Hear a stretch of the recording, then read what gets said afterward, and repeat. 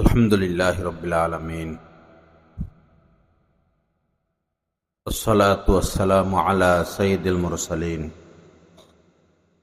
ওয়া আলা আলিহি ওয়া আসহাবিহি আজমাইন ওয়া আশহাদু আল লা ইলাহা ইল্লাল্লাহু ওয়াহদাহু লা শারীকা লাহু ওয়া আশহাদু আন্না মুহাম্মাদান আবদুহু ওয়া রাসূলুহু আম্মা বা'দ قال النبي صلى الله تعالى عليه وسلم كل أمتي يدخلون الجنة إلا من أبى قيل ومن يأبى يا رسول الله قال من أطاعني دخل الجنة ومن عصاني فقد أبى أو كما قال عليه الصلاة والسلام وقال رسول الله صلى الله عليه وسلم ما تركت بعدي فتنة أضر على الرجال من النساء وقال عليه الصلاة والسلام فاتقوا الدنيا واتقوا النساء فإن أول فتنة بني إسرائيل كانت من النساء وقال رسول الله صلى الله عليه وسلم الدنيا كلها متاع وخير متاع الدنيا المرأة الصالحة أو كما قال عليه الصلاة والسلام اللهم صل على سيدنا ومولانا محمد وعلى آل سيدنا ومولانا محمد وبارك وسلم أستغفر الله الذي لا إله إلا هو الحي القيوم وأتوب إليه আল্লাহ পাক জাল্লা জালালুহু আমাদের সবাইকে মাফ করে দেন, এই মজলিসকে কবুল করে নেন, রব্বুল আলামিন এই প্রতিষ্ঠানকে কবুল করে নেন। এই এলাকার সকল নারী পুরুষ ছেলে মেয়ে সবাইকে আল্লাহ পাক মাফ করে দেন। যারা দুনিয়া থেকে বিদায় নিয়েছেন, কবরে শাহিদ আছেন, আল্লাহ পাক তাদেরকেও মাফ করে দেন। আল্লাহ পাক আমাদের অন্তর আত্মার মধ্যে ভরপুর নূর দান করেন। রব্বুল আলামিন নূরানী জিন্দেগি আমাদেরকে দান করেন। আল্লাহ পাকের সাথে গভীর নিবিড় সম্পর্ক নসিব করে দেন। লা ইলাহা ইল্লাল্লাহ। আমরা কত কিছু স্মরণ করি, স্মরণ করতে থাকি, মনে করি, মনে করতে থাকি, কিন্তু এত হতবাগা যে আল্লাহ পাকের কথা আমাদের স্মরণ খুব কমই হয়, খুব কম হয়। অথচ উচিত ছিল সব সময় যেন আমরা আল্লাহ পাককে স্মরণে রাখি। আল্লাহ পাক এমনটাই পছন্দ করেন। মানুষ বিভিন্ন কাজে ব্যস্ত থাকবে, আর দুনিয়া দারুল আসবাব। শীত লাগে, এখন তো গরম জামা গায়ে দিতে হবে, ময়লা লাগলো এখন হাত ধুইতে হবে, ক্ষুধা লাগলো খাইতে হবে, ঘুম আসলো ঘুমাতে হবে, আয় রোজগার করতে হয়, ব্যবসা বাণিজ্য করতে হয়। এগুলো হাত পায়ের কাজ, ব্রেনের কাজ, চোখের কাজ, জবানের কাজ। অন্তরের কাজ হলো আল্লাহকে স্মরণে রাখা। সুবহানাল্লাহ। এজন্যই আল্লাহ পাক অন্তর সৃষ্টি করেছেন। পবিত্র কোরআনের মধ্যে রব্বুল আলামিন বলেন যে উযকুর রব্বাকা ইযা নাসিতা, যখনই তুমি তোমার প্রভুকে ভুলে যাও তখনই আবার স্মরণ করো। ভুলে গেলেই আবার ঘুরে ফিরে আল্লাহকে স্মরণ করো, স্মরণে রাখো। উযকুর নাফসাকা উযকুর রব্বাকা ফি নাফসিকা। অন্য আয়াতে রব্বুল আলামিন বলেছেন মনে মনে সব সময় তোমার প্রভুকে তুমি স্মরণে রাখো, মনে মনে। কখনো যেন এমন না হয় আমরা আল্লাহকে ভুলে যাই। ভুলে গেলে আবার স্মরণ, ভুলে গেলে আবার স্মরণ, ভুলে গেলে আবার স্মরণ। মুখে সব সময় জিকির করা যায় না। মানুষ দুর্বল, খলিকাল ইনসানু দাঈফা। আমরা সৃষ্টিগতভাবেই দুর্বল। আর শেষ জামানার মানুষ তো বেশি দুর্বল। মুখে সবসময় জিক্রুল্লাহ সম্ভব না, কিন্তু অন্তরকে আল্লাহ পাক এমনভাবে সৃষ্টি করেছেন, সার্বক্ষণিকই অন্তর আল্লাহকে স্মরণে রাখতে পারে। কোনো তার ক্লান্তি আসে না, বরং রূহ আত্মা আরো শক্তিশালী হয়। এবং রূহ এত শক্তিশালী হয় যে আল্লাহ পাক পর্যন্ত সে চলে যেতে পারে বেশি বেশি স্মরণের দ্বারা। আল্লাহ আমাদেরকে সেই তৌফিক দান করেন। সব সময় চেষ্টা করব আমরা আল্লাহকে যেন আমরা না ভুলি। ভুলে গেলে আবার স্মরণ, ভুলে গেলে আবার স্মরণ। আমরা হতবাগারা তো যেমন এই মানে অন্তর যে ক্লান্ত হয় না স্মরণের দ্বারা, এটার উদাহরণ হলো ফ্রিজ তৈরি করে। ফ্রিজ ফ্রিজ তো এই আবার পাখাও তৈরি করা হয়। একটা পাখা যদি বন্ধ না হয়, চলতেই থাকে চলতেই থাকে, এটা কয়েল জ্বলে যায়। কিন্তু ফ্রিজ এমন ভাবে তৈরি করা যে 10 বছর যদি গ্যারান্টি হয়, টানা 10 বছর সে চলবে, কিছু হবে না। ফ্রিজটাকে বানাইছে এইভাবে। সৌদি আরব এসি চলে সারাক্ষণ, চলেই। পরে আমি জিজ্ঞাসা করছিলাম যে এইভাবে এসি চলতেই থাকে, ভয় লাগছে কোনদিন বাস্ট হয়, সারাদিনই চলে। পরে উনারা জবাব দিচ্ছেন যে এটা তৈরি হয়েছে এইভাবে, সারাদিনই চলবে, সারা রাত চলবে, কোনো অসুবিধা নেই। তো অন্তরকে এমন ভাবে আল্লাহ পাক তৈরি করেছেন বিশেষভাবে আল্লাহর নিজের জন্য, যে এই অন্তরের কাজই এটা যে সে শুধু আল্লাহকে স্মরণে রাখে। আল্লাহ আমাদেরকে সে মাকাম নসিব করেন, সব সময় আল্লাহকে স্মরণে রাখার তৌফিক দান করেন। এবং ফজিলতটা কি দেখুন, ফাযকুরুনি আযকুরুকুম, আমাকে স্মরণ করো তো আমিও স্মরণ করব। এর থেকে বড় পুরস্কার আর কি? আপনি এখন বসে বসে আপনি যে দল করেন সেই দলের প্রধানকে স্মরণ করুন, যে কোনো দল যেটাই আপনি করেন। তো আপনার দলের প্রধানের কোনো খবর আছে? ওই বাচ্চারা কত কাজে ব্যস্ত, কেমনে দেশের টাকা বিদেশে পাঠাবে এই নিয়েই তো আমাদের নেতারা ব্যস্ত। বাংলাদেশের নেতাদের কামে এটা। বাংলাদেশের মতো এত টাকা আর কোন দেশে এত টাকা বাইর হয় না, বাংলাদেশ থেকে যত টাকা বের হয়। দেশ মূলত টিকে থাকার মূল কারণ হলো রেমিটেন্স। এদেশের মধ্যবিত্ত পরিবারের ছেলেরা বিদেশ থেকে হাজার হাজার কোটি কোটি টাকা পাঠায়। এদেশের টাকা রাখার জায়গা হইতো না। কিন্তু আমাদের দেশের নেতারা, মা বাবা যারা এই দেশের, এরা জন্ম থেকেই সমস্যা কিনা কামে শুধু বিদেশে টাকা পাঠায়, কামে এটা। আল্লাহ হেফাজত করেন। ভারতের খবর নিয়ে দেখেন, তারা বিদেশি জিনিস ব্যবহার করবে না এবং নিজেদের সম্পদ বিদেশে রাখবে না। আমেরিকা, চীন, রাশিয়া, যত রাষ্ট্র বলেন, এরা দেশের টাকা বাহিরে পাঠায়। লা ইলাহা ইল্লাল্লাহ, আল্লাহ পাক হেফাজত করেন। তো এই কথাটা কেন যেন বললাম, যাই হোক।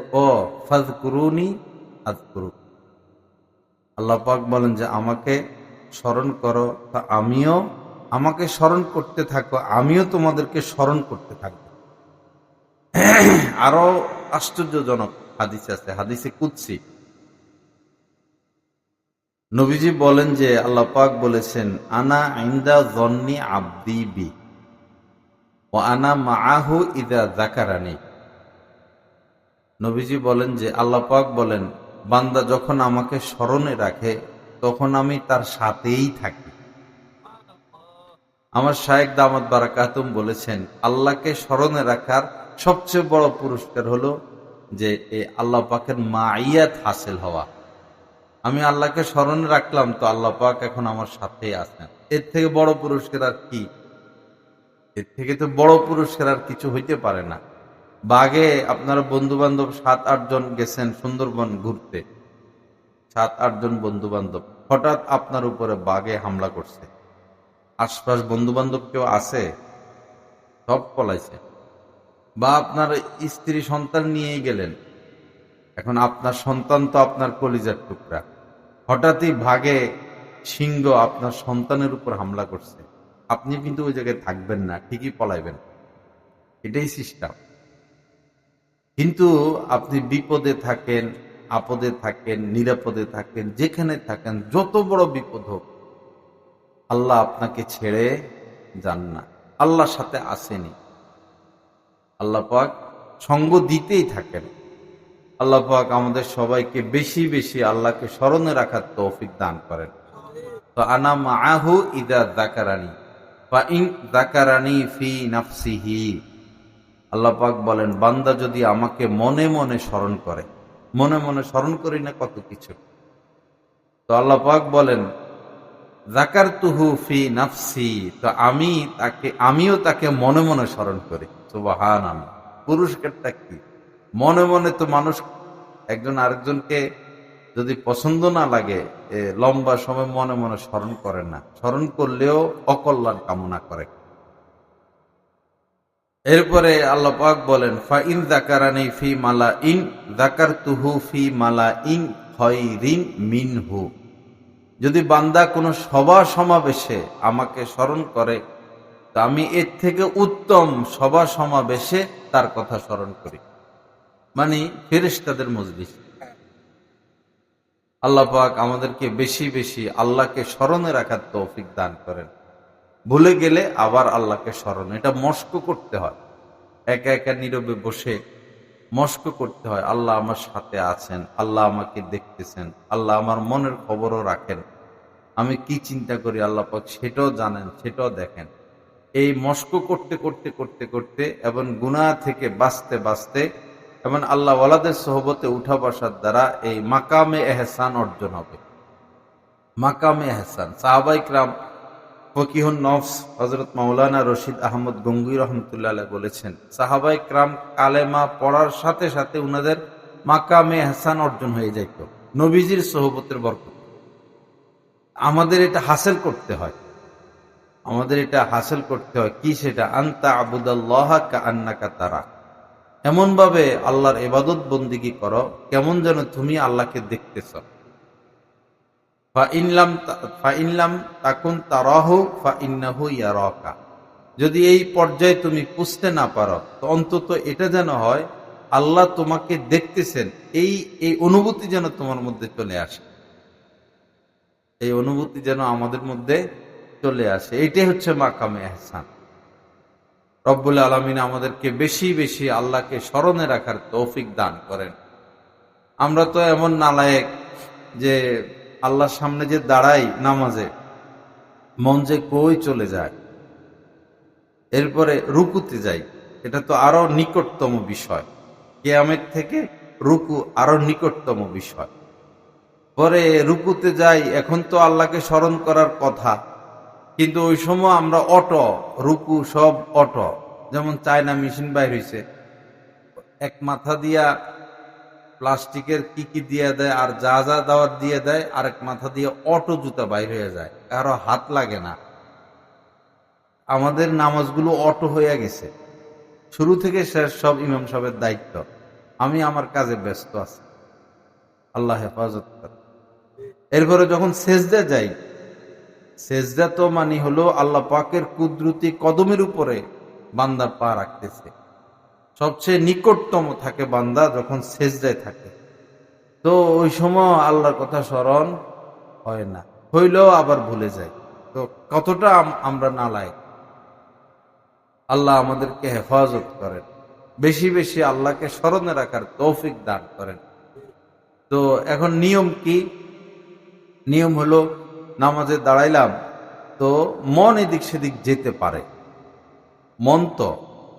মন এদিক সেদিক যেতে পারে, এটা নিয়ে বিচলিত না হওয়া। আমার আপনার দায়িত্ব হলো মন যেখানেই যাক আমরা মনকে নিয়ে আসব, মন যেখানেই যাক আমরা মনকে টেনে নিয়ে আসব। রুকুতে আবারও মন গেল, আবারও মন টেনে নিয়ে আসা, আবারও মন গেল, আবারও মন টেনে নিয়ে আসা, যতবার মন যায় যাক, আমাদের দায়িত্ব মনকে নিয়ে আসা। এরপরে রুকুতে গেলাম, তখন খেয়াল করা যে আমি একদম আল্লাহ পাকের সামনে মাথা নত করলাম। এই ফাঁকে একটা কথা বলি, যেমন এই নামাজে কিয়াম, প্রথমে দাঁড়ানো, এরপরে রুকু, এরপরে সেজদা। আপনি বিদেশ থেকে আসছেন, তো এখন যখন প্রথম আপনার সন্তানকে দেখলেন, প্রথমে হইল দেখার স্বাদ, নিজের সন্তানকে দেখা প্রথম। এরপরে কেমন যেন জড়াইয়া ধরে, এরপরে চুমু খায়। তো নামাজে দাঁড়ানো তার মানে এখন রব্বুল আলমিনের সাথে দেখার মুআমালা চলতে। সেই ফজর পড়ছে বান্দা, জোহর পর্যন্ত কত লম্বা সময়, এতক্ষণ মহব্বত অফ, বিশেষ মহব্বত। আর দাঁড়ানো মানে ওই যে বিদেশ থেকে আসছে, এখন বাচ্চাকে সে দেখতেছে, দেখার স্বাদ। কিয়াম, রুকু, কেমন যেন যে জড়াইয়ে ধরা অথবা আদর করা। কেউ আগে আদর করে পরে জড়াইয়া ধরে, কেউ আগে জড়াইয়া ধরে পরে আদর করে। রুকুতে গেলাম, কেমন যেন আমি আদর করতেছি আমার বাচ্চাকে। রুকু কেমন যেন আল্লাহ পাকের সাথে এই মুআমালা। আর সেজদা গেলাম, সেজদা মানে কেমন যেন আমার সন্তানকে যেভাবে আমি জড়াইয়া ধরি, আদরের সর্বোচ্চ পর্যায়ে। সেজদা মানে আল্লাহ পাকের সাথে সর্বোচ্চ মহব্বত, একদম সর্বোচ্চ মহব্বত। বান্দা মাথা উঠাবে কিভাবে যদি আল্লাহ পাকের সাথে মহব্বত থাকে? 2 বছর 3 বছর পরে বিদেশ থেকে আসছেন, এখন বাচ্চাটাকে জড়াইয়া ধরছেন, দইরা কি 20 সেকেন্ডে মানুষ ছেড়ে দেয় না আধা মিনিটে ছেড়ে দেয়? মারা তো এরকম বাচ্চা আসলে 10 মিনিটও ছাড়ে না, কানতে কানতে কানতে কানতে। মহব্বত। আমাদের সেজদাগুলো বেশি সংক্ষিপ্ত হয়ে যায়। আচ্ছা, ফরজ যাই হোক, সম্মিলিত নামাজ, নফল সেজদাগুলো অনেক লম্বা করা চাই, অনেক লম্বা। এক বর্ণনা আসছে যে আম্মাজান আয়েশা বলেছেন রাদিয়াল্লাহু তাআলা আনহা, তোমরা 60 আয়াত তেলাওয়াত করে ফেলতে পারবা, তাও নবীজির একটা সেজদা দেরি, মানে সেজদা আরো লম্বা। নফল সেজদাগুলো লম্বা লম্বা করতেন, অনেক লম্বা করতেন। আমরা তো সেজদাগুলো যেমন মোরগে ইয়ে খায়, আদারনি বলে, আদার। নোয়াখালীতে তো আদার বলে, এটা তো নোয়াখালী।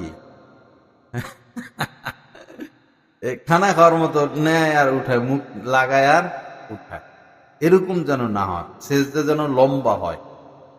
আল্লাহ আমাদেরকে তৌফিক দান করেন, আল্লাহ পাকের মহব্বত দান করেন। মহব্বত আসল, মহব্বত ছাড়া এই জিন্দিগির কোনো মজা নাই। মহব্বত ছাড়া কোনো মজা নাই, মহব্বত আসল, আল্লাহ পাকের মহব্বত। তখন জিন্দিগিটা ভিন্ন এক জিন্দিগি হবে, চতুর্দিকটা, এই পৃথিবীটা অন্যরকম লাগে। কোন দিকে তাকাই আছে? আমার দিকে না আরেক দিকে? আমার দিকে তাকাই আছেন। লা ইলাহা ইল্লাল্লাহ, লা ইলাহা ইল্লাল্লাহ। তো আল্লাহকে ভুলে গেলে আবার কি করা? স্মরণ করা, সবসময় স্মরণে রাখা। আমাদের বর্তমান সময় মানুষের একটা ব্যাপক রোগ, সেই রোগের নাম হলো টেনশন। এই রোগের নাম কি? টেনশন, পেরেশানি, অস্থিরতা। এই ঘুমেলে ঘুম আসে না, সারাদিন চিন্তা করে মানুষ, সারাদিন চিন্তা করে, চিন্তা করতে করতে চেহারার জায়গায় নাই। আমাদের দেশে গেছি, বহু মানুষকে দেখলে মানুষ মনে হয় না, চিন্তা করতে করতে। পেরেশানি পেরেশানি পেরেশানি, মেয়ে নিয়ে পেরেশানি, ছেলে নিয়ে পেরেশানি, আয় রোজগার নিয়ে পেরেশানি, রাষ্ট্র নিয়ে পেরেশানি, শুধু পেরেশানি আর চিন্তা রোগে আক্রান্ত। কিন্তু যারা আল্লাহওয়ালা, তারা যত পেরেশানি আছে সব পেরেশানি আল্লাহর হাতে দিয়া তারা শুধু আল্লাহকে নিয়ে ব্যস্ত, আল্লাহর মহব্বত নিয়ে ব্যস্ত। তো 1000 চিন্তা ভালো না এক চিন্তা ভালো? এক চিন্তা ভালো। বাচ্চা দুইটা, আমাদের দাদা সাহেব এভাবে উদাহরণ দেন। বাচ্চারা খেলাধুলা করে, তো আপনার বাচ্চাটাকে কেউ থাপ্পড় দিল, কিল দিল, পরে আপনি যাওয়ার পরে আপনার বাচ্চাটা ওই বিচার দিল যে ওই ছেলেটা আমারে কিল দিছে, থাপ্পড় দিছে, ধাক্কা দিছে, গালি দিছে, ধমকাইছে, আমাকে মারবে। আপনার কাছে বিচারটা দিয়া আবার সে ওর সাথে যায় খেলতেছে, আবার গিয়ে তার সাথে গিয়ে খেলতেছে। তার ভিতরে কষ্ট টষ্ট যা সব আপনারে দায়িত্ব দিয়া সে আবার খেলায় ব্যস্ত। আমাদের নানা দৈনন্দিন যত পেরেশানি, যত অস্থিরতা থাকবেই, এটা সেটা ওইটা সব আমরা মুনাজাতে আল্লাহর আল্লাহ পাকের কুদরতি হাতে সব ন্যস্ত কইরা আমরা আল্লাহকে নিয়ে ব্যস্ত থাকি। এই হোক আমাদের জিন্দেগি। আল্লাহ পাক সবাইকে কবুল করেন। এজন্য দোয়া মুনাজাত আমার শায়েখের কাছে যখন আমরা ছাত্র জীবনে যাইতাম, তো দেখতাম যে যেমন মাগরিব পড়লেন 3 রাকাত, এরপরে তো দোয়া করতেন, এরপরে আবার 2 রাকাত সুন্নত পড়ে আবার দোয়া, লম্বা দোয়া, আবার নফল পড়লেন 2 রাকাত, আবার লম্বা দোয়া, দোয়ার উপরেই আছেন। কোথায় সফরে যাবেন, এই সুরুজকে বলো গাড়ি বাইর করতে, তো এই কোনো কারণে হয়তো নামাজ পড়ছেন বা নামাজ পড়বেন বা দোয়ায় মশগুল হইলেন, এদিকে আধা ঘন্টা শেষ, গাড়ি অপেক্ষা, ড্রাইভার অপেক্ষা, সবাই অপেক্ষা, মুনাজাতে ব্যস্ত। আসল কাম তো এটা।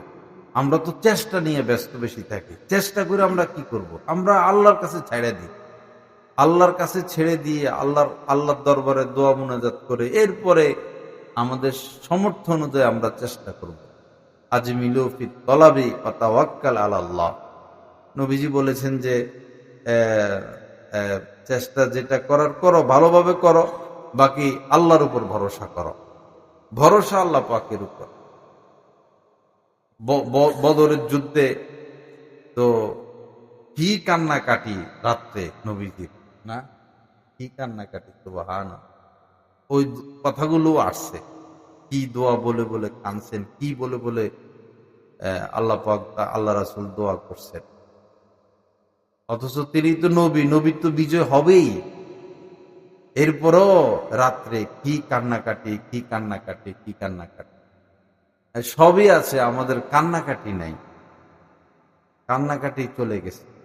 অথচ আসল মজা হলো কান্নার মধ্যে।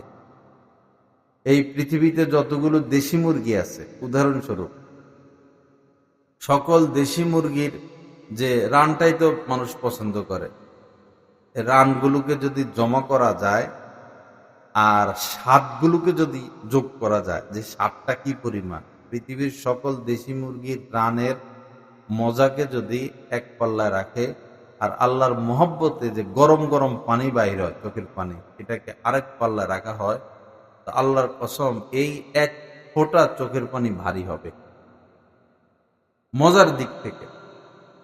এটা হলো আসল মজা। এজন্য কান্নারও মস্ক করতে হয়, কান্নারও মস্ক করতে হয়, চেষ্টা করতে হয়। এটা এমনি যে এসে যাবে এরকম না। বহু মানুষ আছে 2 বছর চেষ্টা করার পর সফল হয়েছে। 2 বছর চেষ্টা করছে, কাজ হয় নাই, 2 বছরের মাথায় চোখের পানি জারি হয়েছে। কেউ আছে যে 3 বছর, কেউ আছে 5 বছর, কেউ আছে 7 বছর, কেউ আছে 10 বছর, 15 বছর পরে চোখের পানি আল্লাহ পাক দান করছেন। এজন্য নবীজি বলছেন যে ইনলাম তাবকু ইবকু, কান্দ, কান্নাকাটি করো। বা ইনলাম তাবকু, যদি কানতে না পারো তো ফাতাবা কাও, কান্নার চেষ্টা করো।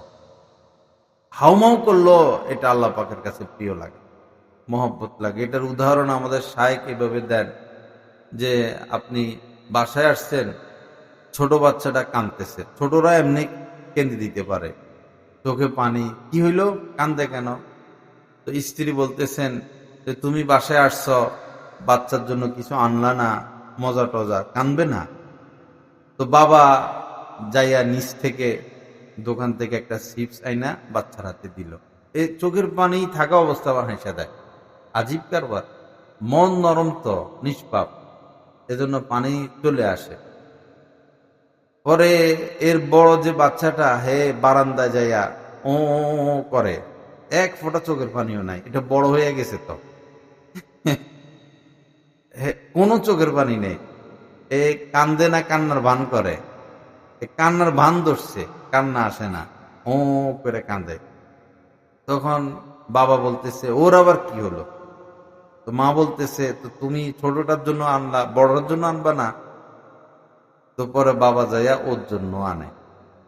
তো দেখুন, একজনে কেঁদে চিপস পাইল, আরেকজনে কান্নার ভান কইরা চিপস পাইল। অনুরূপ ভাবে আল্লাহর দরবারে যে কাঁদে সেও পায়, যে কান্নার ভান করে সেও পায়। সুবহানাল্লাহ। ওয়ালা তাকনাতু মির রাহমাতিল্লাহ। আল্লাহ পাক বলেছেন যে আল্লাহর রহমত থেকে কেউ নিরাশ হইও না। নিরাশ হইতে নাই, কেউ যেন নিরাশ না হয়, কেউ না। বরং যারা বেদাতি, যারা বেশি খারাপ, মাজারে গিয়া সেজদা দেয় এরকম আছে, এই দল এই দল। মুসলমানদের মধ্যে কত দল, ওহাবি, সুন্নি, আটরশি, মাইজভান্ডারি, শিয়া, আহলে হাদিস, কত দল। যত দলের হোক, যত মতাদর্শের হোক, যে যে লাইনের হোক, মৃত্যুর আগে যদি তওবা নসিব হয়, ঈমান নসিব হয়, ইনশাআল্লাহ আমরা সবাই জান্নাতে যাব। সবাই আমরা জান্নাতে যাবো আল্লাহর নাম নিয়ে। এজন্য নিরাশ হইতে নাই। আর যদি কোনো মুসলমান কোনো কারণে শাস্তিও ভোগ করে, জাহান্নামে যায়, কেউ জাহান্নামে গেল, তওবা নসিব হইল না, ঈমান ঠিক আছে, মৃত্যুর আগে তওবা নসিব হইল না, পাপ অবস্থায় চলে গেল। যেমন যারা ফাঁসি দেয়, তো এরা তওবা করার সুযোগ পায় না, কারণ পাপ অবস্থায় তারা বিদায় নেয়। অথবা যারা চুরি করে, এই আমাদের এলাকায় কারেন্টের তার চুরি করতে উঠছে রাত্রে, পরে এই মানুষ সকালে গিয়ে দেখে যে ঝুলে রয়েছে, তো সে তো তওবার সুযোগ পায় নাই। আর চোর যখন চুরি করে তখন ঈমান বের হয়ে যায়, ঈমান ঝুলে। কেউ যখন জিনা করে তখন তার মধ্যে ঈমান থাকে না, এটা বের হয়ে যায়। চোর যখন চুরি করে তখন ঈমান থাকে না, ঈমান বের হয়ে যায়। তো এই যে বেচারা যে চুরি অবস্থায় মারা গেল, সে তো তওবার সুযোগ পায় নাই। যারা আত্মহত্যা করে তারা তওবার সুযোগ পায় না। এরকম অনেক মানুষই আছে তওবার সুযোগ পায় না। আল্লাহ আমাদেরকে মাফ করেন। তো এরাও তো ঈমান তো ছিল, জাহান্নামে তো এখন যাবে, গেলেও মুসলমান যারা জাহান্নামে যাবে, গেলেও কাফেরদের মতো এরকম শাস্তি হবে না।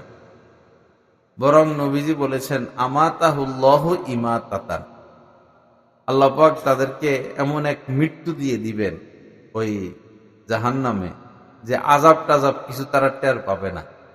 যাইয়া জাহান্নামে একটা ঘুম দিবে, শাস্তির সময় শেষ, উঠা জান্নাতে ঢুকে যাবে। যেমন ডাক্তাররা অপারেশন করে না, পেট কেটে বাচ্চা বের করে, এরপরে বড় বড় অপারেশন করে, হাত কেটে ফেলে, পা কেটে ফেলে, পেট কেটে ফুসফুস আলাদা করে ফেলে, কিডনি আলাদা করে, পাটে ফাটে এগুলো বাইর করে ধুয়ে দেয় ডাক্তাররা, আলাদা আলাদা রাইখা দেয়, সব ওয়াশ করে, কত কাজ করে, আবার একটা একটা করে ফিটিং দেয়। ওই বেচারার কোনো খবর আছে? আল্লাহ পাক এমন কিছু করে দিবেন মুমিন মুসলমানকে জাহান্নামে, ইনশাল্লাহ তারা এরকম কাফেরের মতো শাস্তি ভোগ করবেন। ঈমান কত বড় দৌলত, ঈমান কত বড় দৌলত। কিন্তু যদি ঈমান হারা হয়ে কেউ মারা যায়, মুসলমানই কোনো কারণে ঈমান হারা হয়ে মারা গেল, তো খালিদিনা ফিহা আবাদা, কোনদিন সে জাহান্নাম থেকে মুক্তি পাবে না। একজন মুসলমান, সে সুইফার, ময়লা পরিষ্কার করে, অথবা সে মুছি, জুতা শিলায়, কিন্তু ঈমান আছে।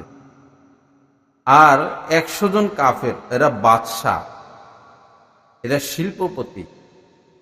তো 100 জন বাদশাহ কাফের মারা গেল, যাবে কোথায়? জাহান্নামে। আর ওই বেড়া সুইফার, মুসি, ঈমানটুকু আছে, কোথায় চলে গেল? জান্নাতে চলে গেল। তো ঈমান কত দামি জিনিস, কত দামি বস্তু। আল্লাহ পাক আমাদেরকে ঈমান লালন করার তৌফিক দান করেন। এজন্য এমন কথা বলবো না যে ঈমান চলে যায়, ঈমান বিধ্বংসী কোনো কথা আমরা বলবো না। যেমন কেউ কেউ বলে যে রোজা নামাজ যেমন, মূর্তি পুজো এমন, নাউজুবিল্লাহ। তো ঈমান তো চলে গেছে। ঈসা মুসা যেমন হিন্দুদের কি ভগবান নাকি তাদের দেবতাদের নাম, হেরাও এরকম, তো ঈমান তো চলে গেছে। এক মন্ত্রী সাহেব, সে বলছেন যে আমি হিন্দুও না, আমি মুসলমানও না। তো তার কি ঈমান আছে? অথচ তার বাপ মুসলমান, তার নাম ইসলামী নাম। আমি হিন্দুও না, আমি মুসলমানও না। পরে বেচারা নির্বাচনের আগেই মারা গেছে, কিন্তু মানুষের কাছে এটা গোপন রাখছে, ফ্রিজের মধ্যে ঢুকে রাখছে। নির্বাচন চলতেছে, এমপির নামে সবাই ভোট দিতেছে। এমপি তো দুনিয়াতে নাই, এমপি আছে ফ্রিজের মধ্যে, কোরবানি গরু গোশত। শাস্তি আর কি এগুলো? আল্লাহ হেফাজত। রাজনৈতিক লোকেরা ময়ূরও শান্তি পায় না, ময়ূরও শান্তি পায় না। লা ইলাহা ইল্লাল্লাহ। ইদানিং কি গাড়ি বাইর হইছে, মা মারা যায়, বাবা মারা যায়, ছেলেরা সব বিদেশে। পরে এই তারা বিদেশ থেকে আসবে, তো পরে দাফন হবে। 2 দিন 3 দিন এই লাশটাকে ফ্রিজের মধ্যে ঢুকিয়ে রাখে। কি শুরু হলো সমাজে এগুলো? আল্লাহ হেফাজত করে। এ কি মাছ, পদ্মার ইলিশ না দেশি মুরগি আপনি ফ্রিজে ঢুকিয়ে রাখবেন? নবীজি বলেছেন, যতদিন এই উম্মত 3 কাজ তাড়াতাড়ি করবে ততদিন কল্যাণের উপর থাকবে। 3 কাজ। আর যখন থেকে এই 3 কাজ দেরিতে করবে তখন আর তারা কল্যাণের উপরে থাকবে না। 3 কাজ দ্রুত করতে হয়, করলে কল্যাণের উপর থাকবে। এর মধ্যে একটা হলো, মানুষ মারা গেলে দ্রুত দাফন কাফনের ব্যবস্থা করা। ঢাকা মারা গেছে, লাশ আর এলাকায় না আনা, ঢাকায় দাফন করা দ্রুত, যত দ্রুত সম্ভব। লাশ দেশে আনা কি প্রয়োজন? সেখানে মারা গেল, সেখানে তার দাফনের ব্যবস্থা করা। আমাদের সমাজে এখন চালু হইলো, এক হইলো এই বিদেশ থেকে আসবে আসবে অপেক্ষা রাখে।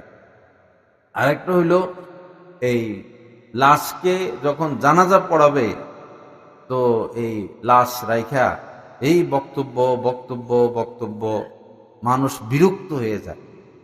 রৌদ্রে সবাই দাঁড়ায় থাকে, আর ওরা বক্তব্য বক্তব্য বক্তব্য, সবাই শুনেও না।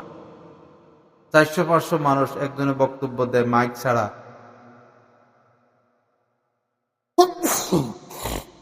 তো কয়জনে বক্তব্য শুনবে? 1-2 জনে শুনে, সামনে যারা আছে তারা শুনে, আর বাকিরা দাঁড়ায় থাকে। কষ্ট না এরকম না করা? আমাদের এক মহান বুজুর্গ দুনিয়া থেকে বিদায় নিয়েছেন, প্রফেসর হামিদুর রহমান সাহেব রহমতুল্লাহ আলাই। অনেক বুয়েটের প্রফেসর, অথচ বড় বড় আলেম ওলামারা তার হাতে বায়াত। হাফিজ হুজুর রহমতুল্লাহ আলাইর খলিফা, উনি মারা গেছেন। উনার জানা যায় তো বাংলাদেশের শীর্ষ পর্যায়ের কোন আলেম ওলামা বাদ ছিলেন না, সবাই গেছেন। এবং সচিব, মন্ত্রী, এমপি সবাই গেছেন। ওইখানে যদি বক্তব্য দেওয়ার সিস্টেম করতো সুন্নতের বিপরীত গিয়ে, তাহলে ফজর থেকে বক্তব্য দিলে এসা পর্যন্ত শেষ হইতো না। এত বিশেষ ব্যক্তিরা গেছেন। কিন্তু কি হইল, মনে করেন 8টা বাজে জানাজা, শুধু উনার ছেলে দাঁড়াইয়া যে বাস আমার আব্বা এই সময় মারা গেছেন, আমার আব্বাকে মাফ করে দিবেন, আধা মিনিট বা 1 মিনিট, জানাজা হয়ে গেছে। কি দৃষ্টান্ত! উনি নসিহত করে গেছেন এরকম করবা। এই লাশকে রেখে এরকম বক্তব্য দেওয়া ঠিক না। বিশেষ করে আমাদের এই নেতারা আসে আর কি বক্তব্য দিতে, চেয়ারম্যান, মেম্বার, এরা এসে এই সমস্যাগুলো সৃষ্টি করে। এগুলো ঠিক না, এগুলো বর্জন করবেন, নতুবা ভবিষ্যতে মানুষ জানাজায় আসবে না। শহরে প্রায় জানাজায় আধা ঘন্টা লেট হয়। সচিব আসে, ওসি আসে, ডিসি আসে, তো তারা বক্তব্য 2 মিনিট করে দিলেও তো লম্বা সময় চলে যায়। এটা ঠিক না। তো 3 জিনিস দ্রুত করতে হয়। এক হলো, মারা গেলে দ্রুত জানাজা, দ্রুত দাফন কাফন। দাফনের মধ্যে একটা ভুল হয়, লাশকে চিৎ করে শোয়া দেয়।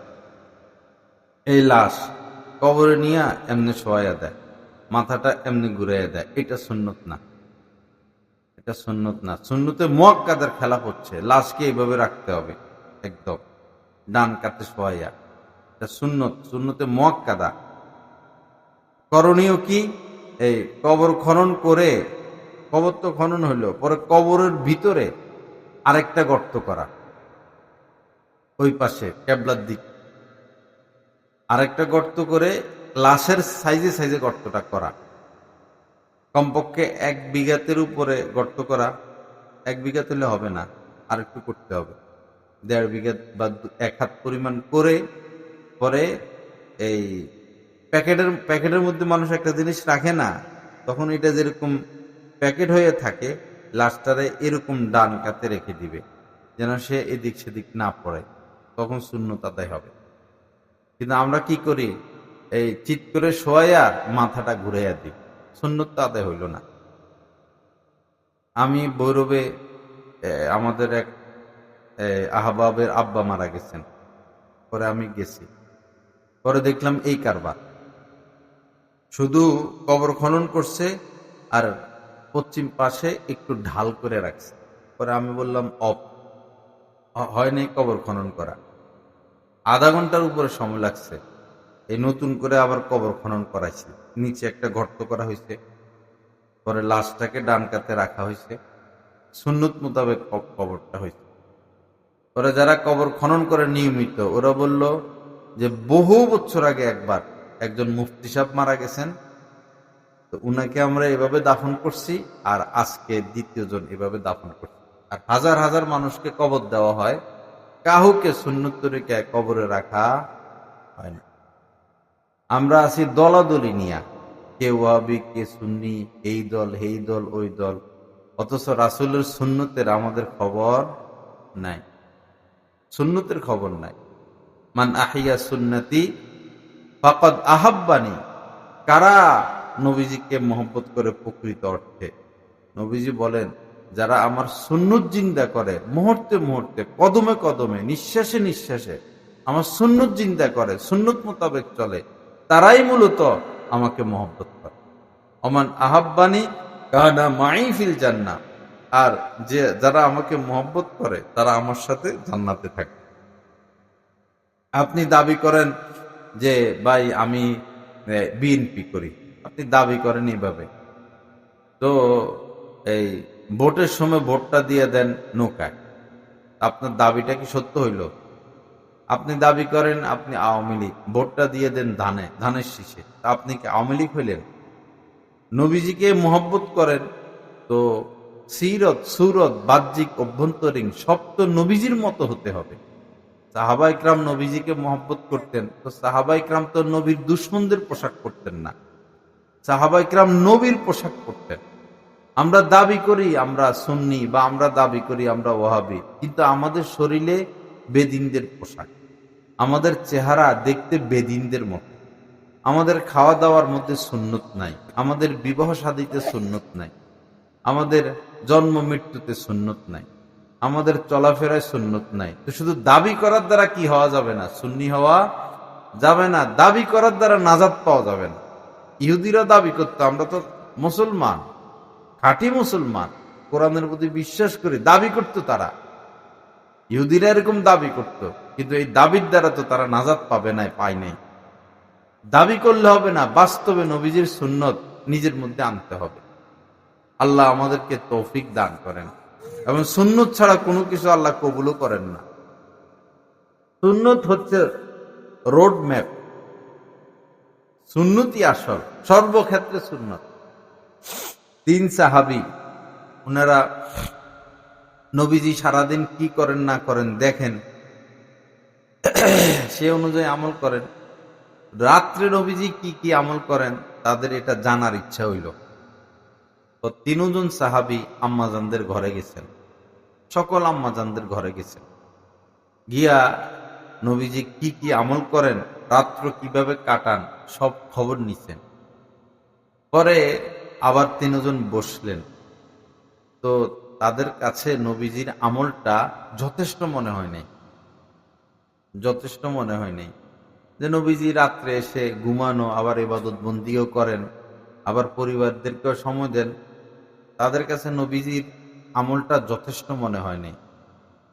তারা বলল যে উনি তো নবী, আমরা তো নবী না, উনার দিকে তাকাইলে তো আমাদের হবে না। তো দেখো, পরে একজনে বলল ঠিক আছে, জীবনে আমি আর কোনোদিন ঘুমাবো না, সারা রাত শুধু নামাজ পড়ব। আরেকজন বলল যে আমি বিয়ে শাদী করব না, সারা জীবনে ইবাদত করে কাটাইয়া দিব। আরেকজন বলল যে জীবনে আর রোজায় ভাঙবো না, আজীবন কি রাখবো, রোজা রাখবো। আবার কেউ এমনও বলছেন জীবনে আর গোশত খাবো না, অন্য হাদিসে এটা আসছে। কেউ বলছেন জীবনে পিঠ আর বিছানায় লাগাবো না, এরকম কঠিন কঠিন কথা। পরে নবীজি উপস্থিত হইলেন কিছুক্ষণের মধ্যেই, হয়তো এলহামের মাধ্যমে শুনছেন, ওহির মাধ্যমে শুনছেন, অথবা সরাসরি শুনছেন বা কারো মাধ্যমে শুনছেন, এসে বললেন, তোমরা কি ওই লোকজন যারা এমন এমন কথা বলছো, বিয়ে শাদী করবা না, রাত্রে ঘুমাইবা না, জীবনে আর রোজা ভাঙবা না? তো তারা বলল, হ হ, আমরা তারাই। পরে নবীজি বললেন, দেখো, তোমাদের চেয়ে আমি আল্লাহকে বেশি ভয় করি এবং আল্লাহ পাকের আদেশ নিষেধ বেশি মানি, নিষিদ্ধ বিষয়গুলো থেকে বেশি বিরত থাকি এবং আল্লাহকে বেশি আমি ভয় করি। এটা কথা সত্য না মিথ্যা? ইমানে থাকবে না এটাকে যদি এদিক সেদিক কেউ চিন্তা করে। নবীজি সবচেয়ে বেশি আল্লাহকে মহব্বত করতেন, বেশি ভয় পাইতেন। নবীজি বলেন, এর পরেও আমি রাত্রিবেলায় ঘুমাইও, আমি রাত্রিবেলায় ইবাদতও করি, আমি বিয়ে শাদীও করেছি, আমি কখনো রোজা রাখি, আবার রোজা রাখিও না। সোমবার বৃহস্পতিবার রোজা রাখতেন, রমজান মাসে রোজা রাখতেন। তো মান রগিবা আন সুন্নতি ফালাইসা মিন্নি, যে আমার সুন্নতের বিপরীত চলবে সে আমার উম্মতের অন্তর্ভুক্ত নয়।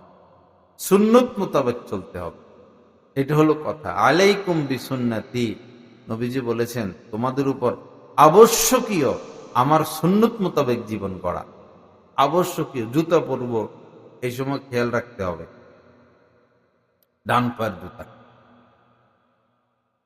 আমি এখন গেট দিয়ে বাইর হয়েছি, তো বাইর হওয়ার সময় বাম পা দিলাম, পরে আগে ডান পায়ের জুতা পরবো, তো জুতা পরতে তো একটু সময় লাগে। পরে আমি ভাবলাম, আমি এখন যদি এখানে জুতা পরি সময় লাগবে, তো পিছনওয়ালাদের কষ্ট হবে। পরে আমি কোন রকম জুতাটা লাগাই আগাই আসলাম, আগায় এসে পরে আমি জুতা পরা শেষ করলাম। তো এখানে কতগুলো কথা চিন্তা করা লাগছে। এক হলো বাম পা দিয়ে বের হওয়া, আবার ডান পায়ের জুতা পরা, আবার কেউ যেন কষ্ট না হয়, কেউ যেন কষ্ট না পায়। মসজিদে যারা আগে যায় তারা জুতাগুলো রেখে মসজিদে প্রবেশ করে, আর যারা পরে যায় অনেকেই জুতা পরে তাদের জুতার উপর দিয়ে হেঁটে যায়, জুতার মধ্যে ময়লা লাগে। আবার এমন হয় মসজিদ থেকে বের হয়ে, তো অনেক লোক একসাথে বের হয়, পরে জুতা হয়ে যায় ফুটবল, জুতা হয়ে যায় কি ফুটবল। জুমার দিন এরকম হয়, লাথি খাইতে খাইতে মসজিদের সামনের জুতা চলে যায় মসজিদের মাঠে, এরকম হয় না? পরে মানুষ পেরেশান হয়, ভাই জুতা রাখলাম এখানে, জুতা নাই। এগুলো করা যাবে না। আপনি যদি পরেও যান, তো আপনি জুতা পরে আরেকজনের জুতার উপরে পা রাখতে পারবেন না। এটা বড় ধরনের গুনাহ, সে কষ্ট পায়, ধুলাবালি লাগে। মানুষ 5,000 টাকা দামের জুতাও পরে, আপনি হয়তো 40 টাকা দামের একটা পরছেন। আবার অনেক সময় জুতা ভিজা থাকে, তো ভিজা জুতা নিয়ে আরেকটা জুতার উপরে যখন পা দেওয়া হয়, তো ওই জুতাটা তো একদম নষ্ট হয়ে গেল। এরপরে জুতা নিয়ে এমন ভাবে প্রবেশ করে মসজিদে, পরে ফোঁটা ফোঁটা পানি পড়ে। এই পানি পাকও হইতে পারে, না পাকও হইতে পারে। এজন্য জুতার তলায় তলায় এরকম মিলে নাও। এই মনে করেন এটাও জুতার তলা, এটাও তলা, তলা তলা এরকম মিলে নাও, মিলাইয়ে এমনে করা, এমনি কইরা পরে জুতাটা নেওয়া। যেমন এটাও জুতা, এটাও জুতা, এমনি মিলানো, মিলাইয়া বাম হাতে এমনি ধরা। তখন পানি পড়ার সম্ভাবনা থাকে না, নিয়ে তাড়াতাড়ি বাক্সে রাখা যায়। বাক্সে এক পাশে এইভাবে দাঁড়া করাইয়া রাখা। আল্লাহ সহি বুঝ দান করেন। সুন্নতের চেয়ে সুন্দর কোনো কিছু নাই, সুন্নতের চেয়ে সুন্দর কোনো কিছু নাই, সুন্নতের চেয়ে বড় কোনো বিজ্ঞান নাই, বড় কোনো চিকিৎসা নাই, বড় কোনো জীবন ব্যবস্থাপনা নাই। পৃথিবীর সকল ডাক্তার, সকল ইঞ্জিনিয়ার, সকল জ্ঞানী গুণী সবাই মিলে যদি গবেষণায় বসে যে এই রাত্রে ঘুমানোর সিস্টেমটা সবচেয়ে উত্তম কি, সকল জ্ঞানী গুণীরা, ডাক্তার, ইঞ্জিনিয়াররা বসে যদি একটা সিদ্ধান্তের উপর উপনীত হয়, একটা সিদ্ধান্ত নেয়, আর তাদের সিদ্ধান্তটা যদি সঠিক হয়, আপনি দেখবেন এই সিদ্ধান্ত 1450 বছর আগে নবীজি দিয়ে গেছেন। এইভাবে ঘুমাইলে, এইভাবে ঘুমানো সুন্নাত। এখন দিন দিন যত চিকিৎসা উন্নতি পাচ্ছে, দিন দিন নবীজির সুন্নত গুলো এভাবে সামনে আসতেছে। সুন্নতের উপর কোনো চিকিৎসা নাই, জীবন বিধান নাই। সর্বক্ষেত্রে আমরা সুন্নত মোতাবেক চলি। সর্বক্ষেত্রে খানা খাই, প্লেটটা চাটা হয় না, আঙ্গুল চাটা হয় না। আঙ্গুল চাটাও নবীজির সুন্নত, প্লেট চেটে খাওয়াও নবীজির সুন্নত। আসল মজা তো সেটা। এতক্ষণ মানুষ যা খায়টায়, পরে যখন প্লেট এরকম এরকম করে চেটে ওই শেষ ঝোলটা খায়, এতক্ষণ কি খাইলাম না খাইলাম, আসল মজা তো ঝোলটার মধ্যে। কিন্তু নালায়েক যারা প্লেট চাটে না বা শেষ ঝোলটা খায় না, এরা তো খানার তৃপ্তিও পায় না, খানার মজাও পায় না। এজন্য খানার ফাঁকে ফাঁকে আঙ্গুল চাটা। আঙ্গুল চাটার মধ্যে আগে এটা, পরে এটা, পরে এটা, এই তিনটা। রুটি খাইতেন না, রুটি খাইতে 3 আঙ্গুল ব্যবহার হয়। এটা পরে এটা পরে এটা। আমরা তো ভাত খাই, এজন্য পরে এটা পরে এটা, এভাবে আঙ্গুল চাটা। মাঝে মধ্যে আঙ্গুল চাটা, না হলে আশপাশের মানুষ খাইতে বসে, আঙ্গুলের এদিকে এদিকে ঝোল টোল ভাত টাত লেগে থাকে, কারো নজর লাগলে চোখ পড়লে তার কাছে খারাপ লাগবে। এজন্য আঙ্গুল চেটে পরিপাটি রাখা। প্লেট খাইতে বসলে এই পরিপাটি রাখা। খাইলেন, রেখে দিলেন, এখানে কাটা এখানে ঝাঁটা। অনেকে খায় খায় করে ওই কাটা একটু লাগলো করে এরকম রাখে। এই প্লেটের চতুর্পাশ ময়লা দিয়া ভরাই ফেলে। প্লেটের মাথার মধ্যে কাটা রাখে, আলুর খোসা রাখে, এটা রাখে এটা রাখে, বিশ্রী পরিবেশ করে ফেলে। প্লেটকে পরিপাটি রাখা, খাওয়ার সময় সাজানো গোছানো রাখা। অনেকে খাইতে বসে এমন মাখা মারে এক লগে সকল ভাত, পরে আরেকজন দেখলে তো তার কাছে এটা ঘৃণা লাগবে। খাইতে থাকবেন আর লোকমা তৈরি করতে থাকবেন, আগেই সব তৈরি করার কি দরকার? মুখে তো এক লোকমা দিলেনি, বস খেতে থাকেন, এই ফাঁকে আরেকটা লোকমা তৈরি করবেন। মাছ নিলেন, ঝোল নিলেন, পেঁয়াজ নিলেন, আরেকটা লোকমা এতক্ষণে তৈরি হলো, বাস আরেকটা লোকমা দিলেন। এখন যদি মন চায় একটু কাঁচামরিচে কামড় দিব, দিলেন। এই ফাঁকে আবার আরেকটা লোকমা তৈরি করা। একসাথে অনেকগুলো ভাত মাখলে অন্যের দৃষ্টিগোচর হয়। আবার একসাথে খাইতে বসলে এক প্লেটে 5 জন 7 জন, এরকম আমি দেখেছি যে ভাত আর বেচারার পেটে যায় না, শুধু গোশতের টুকরার মধ্যে ঠাস ঠাস করে এরকম করে টান মারে, ওরকম করে টান মারে।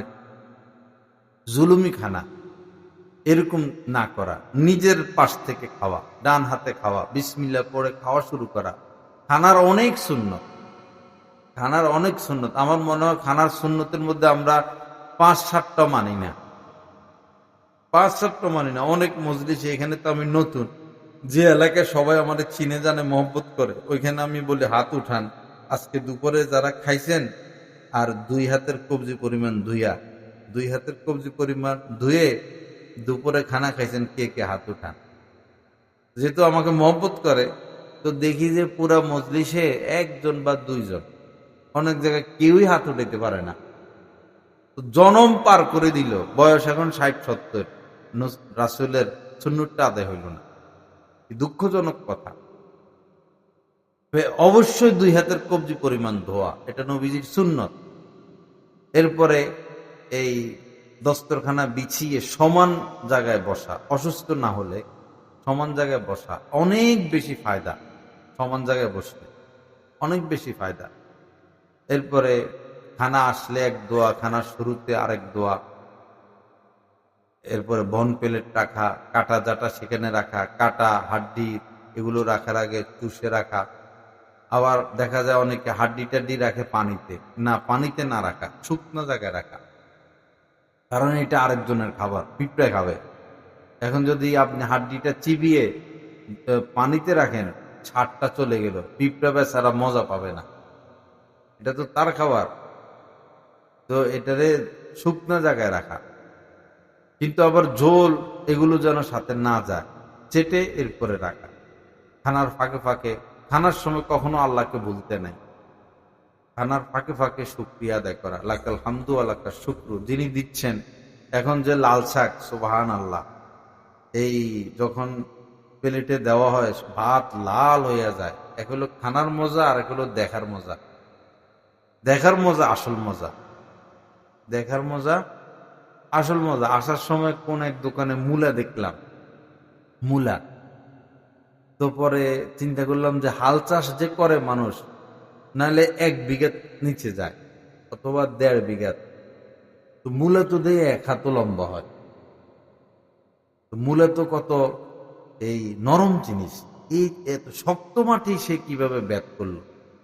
কিছু কিছু মূলা আছে টান দিলে পুরো আসে না, নিচে থেকে যায়। এই হলো একটা আশ্চর্য বিষয়। আর একটা দেখেন, আমাদের এই হাতটাকে যদি 1 সপ্তাহ মাটির নিচে রাখে, হাতেটা থাকবো? লোহা এত শক্ত, ওই লোহাকেও তো মাটির নিচে রাখলে জং ধরে। আর এই মূলাটা দেখেন কতদিন মাটির নিচে, মনে হয় 1 মাস হইব। তো 1 মাসের উপরে মূলাটা মাটির নিচে, জং লাগছে, নষ্ট হয়েছে। দেহটা দেখেন কি সুন্দর, মূলার শরীরটা দেখেন কি সুন্দর, আজীব কারবার। মাটির নিচে থাকে শরীর এত সুন্দর। আমরা যদি কেউ পানির নিচে যাই, 1 সপ্তাহ পানির নিচে থাকি, শরীরের কি অবস্থা হবে। এই রুই মাছ যে পানি থেকে ধরা হয়, ইলিশ মাছ, কি সুন্দর শরীর, চিকচিক চিকচিক করে। রুই মাছের চেহারা কি সুন্দর, বডি কি সুন্দর, অবয়ব কি সুন্দর। কাতল মাছের অবয়বটা কি সুন্দর, দেহটা কি সুন্দর। এই পানির নিচে মাছগুলোর মধ্যে সৌন্দর্যতা কে ধরে রাখেন? আল্লাহ পাক ধরে রাখেন। আল্লাহকে দেখা যাবে না, কিন্তু দেখার আর বাকি রইল কি? দেখার আর বাকি রইল কি? কোনো বাসায় আপনি দাওয়াত খেতে গেছেন, এত মজার তরকারি, এত পরিপাটি। শুধু তরকারি মজা হইলে হয় না, যে সমস্ত মহিলারা চালু, এরা সুন্দর প্লেট পছন্দ করে এবং মাছগুলো রাখে একবারে সাইজ সাইজ করে করে প্লেটের মধ্যে।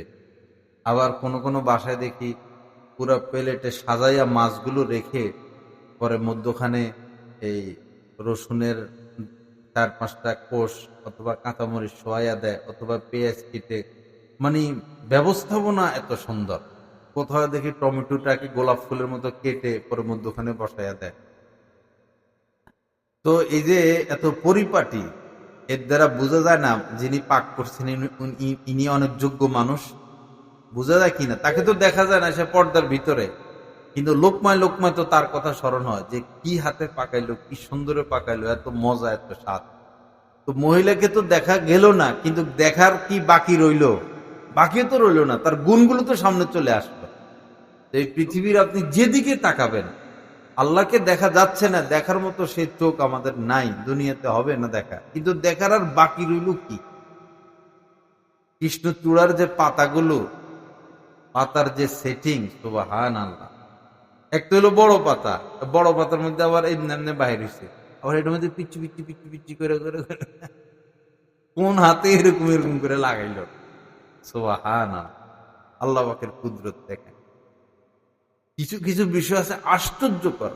আমাদের মানব সন্তান আমরা যে ভূমিষ্ঠ হই, তা আমাদের জন্ম হওয়ার পরে যদি 1 মুঠ চাউল খাওয়াই দেয় বাচ্চাকে, একদিনের বাচ্চাকে, 1 সপ্তাহের বাচ্চাকে, বাচ্চাটা বাঁচবে? মুরগির বাচ্চা যে ডিম থেকে বাইর হইয়া এসে চাউল খায়, কি কারবার, কেমনে হজম করে? ডিম থেকে বাইর হইয়া এসে পোকা খায়, চাউল খায়, ধান খায়। হাঁস দেখছেন কিভাবে ধান খায়? হাঁসে খাইতে খাইতে খাইতে খাইতে খাইতে এইরকম গলা পর্যন্ত ফুলে যায়। এতগুলো ধান যদি আমরা খাই, বাঁচমো? তো এদেরকে কি পাকস্থলী আল্লাহ পাক দান করলে। আরো আশ্চর্যকর বিষয় দেখেন, আমাদের একটা মানব সন্তান জন্ম নেওয়ার পরে প্রথমে তো এমনি থাকে, শুধু হাত পা নড়ে।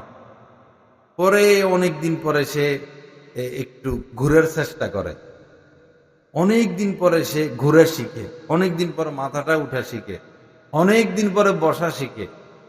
সেই দাঁড়াইতে দাঁড়াইতে মনে হয় 2 বছর না, 1.5-2 বছরের মাথা সে দাঁড়ায়, কিছু দূরে হাঁটে। যদি এই অবস্থা জঙ্গলের প্রাণীদের হইতো, হরিণ, গরু, ছাগল, জঙ্গলে যে সমস্ত প্রাণীর জন্ম নেয়, যদি এই অবস্থা এদের হইতো, তো পৃথিবী কি থাকতো? ঠিক থাকতো?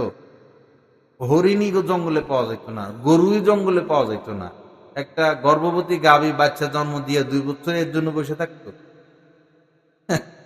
এক জঙ্গলের হরিণের বাচ্চা হইয়া কিছুক্ষণ পরে হাঁটে, গাভীর বাচ্চা হইয়া কিছুক্ষণ পরে হাঁটে। কি আশ্চর্য বিষয়, কি কুদরত আল্লাহ পাক! কুদরত ছাড়া কি নাই, কোনো কিছু খালি নাই। ইয়াতাফাক্কারুনা ফি খালকিস সামাওয়াতি ওয়াল আরদি, যারা আল্লাহ ওয়ালা মুত্তাকি মানুষ, তারা আল্লাহ পাকের এই সৃষ্টি জীব নিয়ে কি করে, চিন্তা করে। রব্বানা মা খালাকতা হাযা বাতিলা, আর বলে আল্লাহ আপনি কোনো কিছু অযথা সৃষ্টি করেন নাই।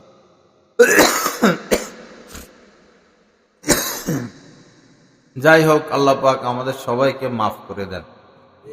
তো খানার সুন্নত নিয়ে বলতেছিলাম। খানার সুন্নত, দস্তরখানা বিছিয়ে খানা খাওয়া, কমপক্ষে বিসমিল্লাহ পড়া। বিসমিল্লাহি তাওয়াক্কালতু আলাল্লাহ বা আল্লাহুম্মা বারিক লানা ফীমা রাযাকতানা ওয়া কিনা আযাবান নার, এই দোয়াটাও পারেন না। বিসমিল্লাহি ওয়া আলা বারাকাতিল্লাহ, এটাও পারেন না, শিখে নিবেন। কিন্তু বিসমিল্লাহ পড়তে যেন ভুল না হয়, এবং এটা জোরে বলবেন। এবং বাচ্চাদেরকে বলবেন বাবা বিসমিল্লাহ পড়ো, আম্মু বিসমিল্লাহ পড়ো। স্ত্রীকে বলবেন বিসমিল্লাহ পড়ে না, ভুলে যায় তো মানুষ, স্মরণ করাই দিবেন। বিসমিল্লাহ না পড়লে কি হবে, এই শয়তান খানায় শরীক হয়ে যাবে, শয়তান খানায় শরীক হবে, পরে খানায় আর কোনো বরকত পাবেন না, কোনো বরকত পাবেন না। আমাদের এখন টাকা পয়সা বরকত নাই, তো এই যে বিসমিল্লাহ পড়ি না। বিসমিল্লাহ পড়তে হবে। ক্যাশ বাক্সে টাকা রাখবেন, বিসমিল্লাহ পড়ে রাখবেন। টাকা গণা শুরু করবেন, এটাও তো একটা কাজ। তো যেই কাজের শুরুতে বিসমিল্লাহ বলা হয় না, সেই কাজে বরকত থাকে না। কুল্লু আমরিন জি বালিন লাম ইউবদা বিসমিল্লাহ ফাহুয়া আক্তা, ওই কাজ লেজ কাটা, বরকতহীন।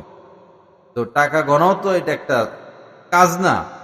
তো এইটা শুরু তো কি পড়া, বিসমিল্লাহ পড়া। জুতা পরবেন, এটাও তো একটা কাজ, বিসমিল্লাহ পড়া।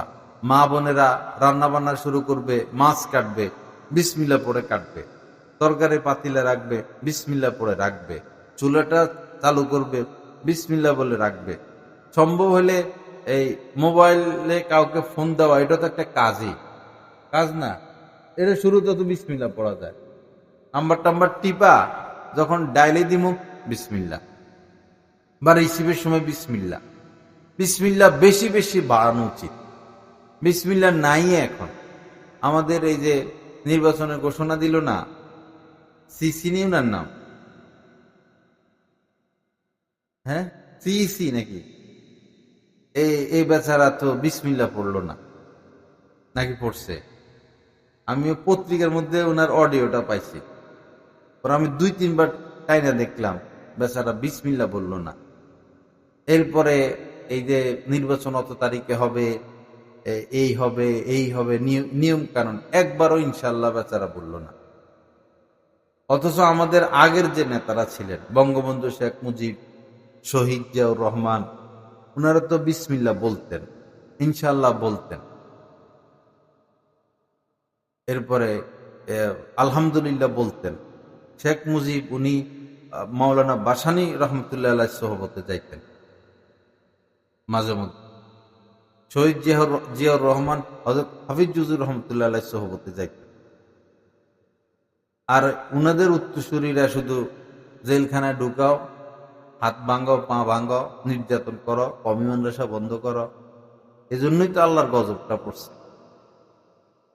আলেম ওলামা তালেবে ইলমের রক্ত যারা বের করবে, রক্তাক্ত যারা করবে, এদের তো শেষ রক্ষা হবে না। এদের শেষ রক্ষা হইল আবু জাহেল, আবু লাহাবের যে শেষ পরিণতি, এদের পরিণতিটাও এরকম। আমরা তো কারো ক্ষমতা, কাউকে ক্ষমতা উঠানো আমাদের কাজ না, নামানো কাজ না। আমাদের কাজ হচ্ছে দ্বীনি কাজ। যখন কেউ ইসলামের বিপক্ষে দাঁড়ায়, তখন আমরা রাস্তায় নামি, হুঙ্কার দেই। কওমি মাদ্রাসার আন্দোলন এই পর্যন্ত কাউকে ক্ষমতা থেকে নামানোর জন্য হয়নি। যখন আল্লাহ আল্লাহ রাসূলের বিরুদ্ধে কে কথা বলে, তখন আমরা কথা বলি, মাঠে নামি। আমাদের সাথে দুশ্মনের কি আছে? এখনো বড় বড় দলের মহাসচিবদের মুখে বিসমিল্লাহ নাই। দলের মহাসচিব, সে দল চালায়, তার ভিতরে ঈমান নাই, কথাবার্তা মনে হয় নাস্তিক। কি আশ্চর্য! আল্লাহ সহি বুঝ দান করেন। আপনার দল আপনার কিন্তু ভাই ভোটটা দিয়েন একজন ভালো লোককে। ভোট দিবেন কাকে? একটা ভালো লোককে, যে চুরি করবে না, দুর্নীতি করবে না, যার ভিতরে দেশপ্রেম আছে, যে বিদেশে টাকা পাঠাবে না, যে জনগণের জন্য কাজ করবে, জনগণ যার কাছে যাইতে পারবে, এরকম লোককে ভোট দিবেন। তখন দেশের উন্নতি হবে। জেনে শুনে যদি একটা দুর্নীতিবাজ লোককে ভোট দেন, যার আগ থেকে বিদেশে টাকা পাঠানোর অভ্যাস, দেশ ক্ষমতা এসে তো এই কামই করবে। আপনার সমাজে যিনি সবচেয়ে ভালো তাকে মেম্বার বানান, এরপরে যিনি সবচেয়ে ভালো তাকে চেয়ারম্যান বানান, ভালো লোকটাকে বানান, দল টল বাদ দেন না, দল আর কত করবে। এরপরে যিনি সবচেয়ে ভালো তাকে এমপি বানান, এরপরে যিনি সবচেয়ে ভালো তাকে প্রধানমন্ত্রী বানান, প্রেসিডেন্ট বানান, সচিবরা সৎ লোক হোক, ওসিরা সৎ লোক হোক, ডিসিরা সৎ লোক হোক, তাহলে তো দেশটা সুন্দর হয়ে যাবে। কিন্তু আমরা এমন হিন্দু ভাইরা যেরকম মূর্তির পূজা করে, মূর্তি ছাড়া কিছু বুঝে না, আমরা বাঙালিরা দল ছাড়া কিছু বুঝি না। দলের থেকে একটা কলা গাছ দাঁড়াইলো তাকে আমরা ভোট দিয়ে দিই। আল্লাহর কাছে হিসাব দিতে হবে। চোরকে যদি চুরির সুযোগ করে দেন, তো চোর চুরি করে যে সাজা পাবে, আপনি সুযোগ করে দেওয়ার কারণে আপনাকে সমান শাস্তি দেওয়া হবে। ওরা চুরি করে যাবে জাহান্নামে, আর আপনি ভোটটা দেওয়ার কারণে চুরি না করেও আপনি যাবেন জাহান্নামে। ভোট কত খতরনাক বিষয়, সাক্ষী, আমানত। ভোট দিবেন, তবে চোরকে নয়, দুর্নীতিবাজকে নয়, ভালো লোককে ভোট দেন। এবার আপনি যাচাই বাছাই করেন যে ভালো লোক, তাকে ভোট দেন। আপনার দলের থেকে দাঁড়াইলো খারাপ, কেন তাকে ভোট দিবেন? আবার আপনার দলের থেকে দাঁড়াইলো ভালো, দেন তাকে ভোট দেন। লা ইলাহা ইল্লাল্লাহ। আল্লাহ পাক আমাদেরকে মাফ করে দেন, সহি বুঝ দান করেন। একবার শুধু আমি ভোট দিছিলাম আমাদের এলাকায় চেয়ারম্যানকে, পরে শয়তানে এমন চুরি ডাকাতি, জীবনে আর ভোট দিই নাই। আল্লাহর কাছে তওবা করতেছি যে শয়তানটারে ভোট দিয়া শুধু চুরি আর চুরি, মরে গেছে কিছুদিন আগে। আল্লাহ জান্নাত নসিব করে।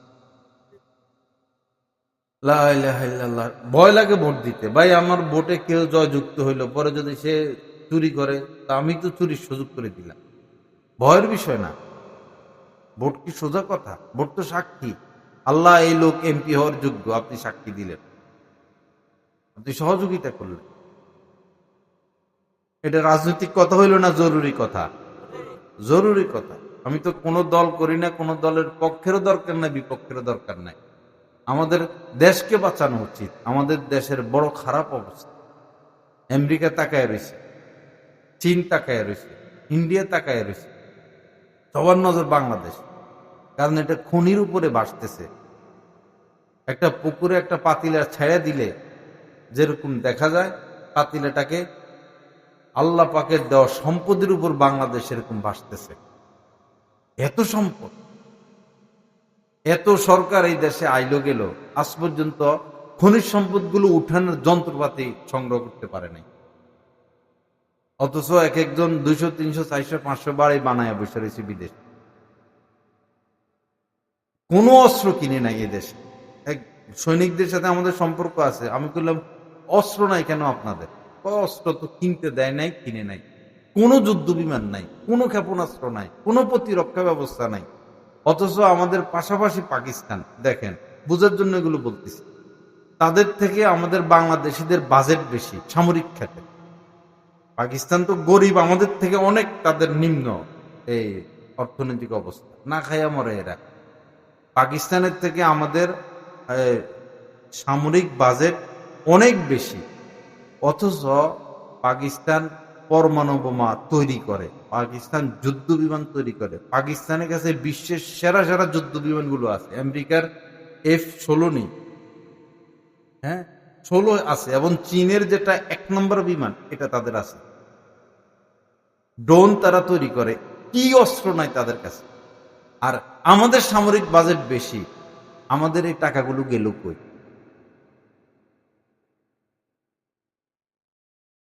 সেনাবাহিনী খায় না, সেনাবাহিনী খায় না। বাংলাদেশের সেনাবাহিনী অনেক ভালো, এদের খানার সুযোগ কই?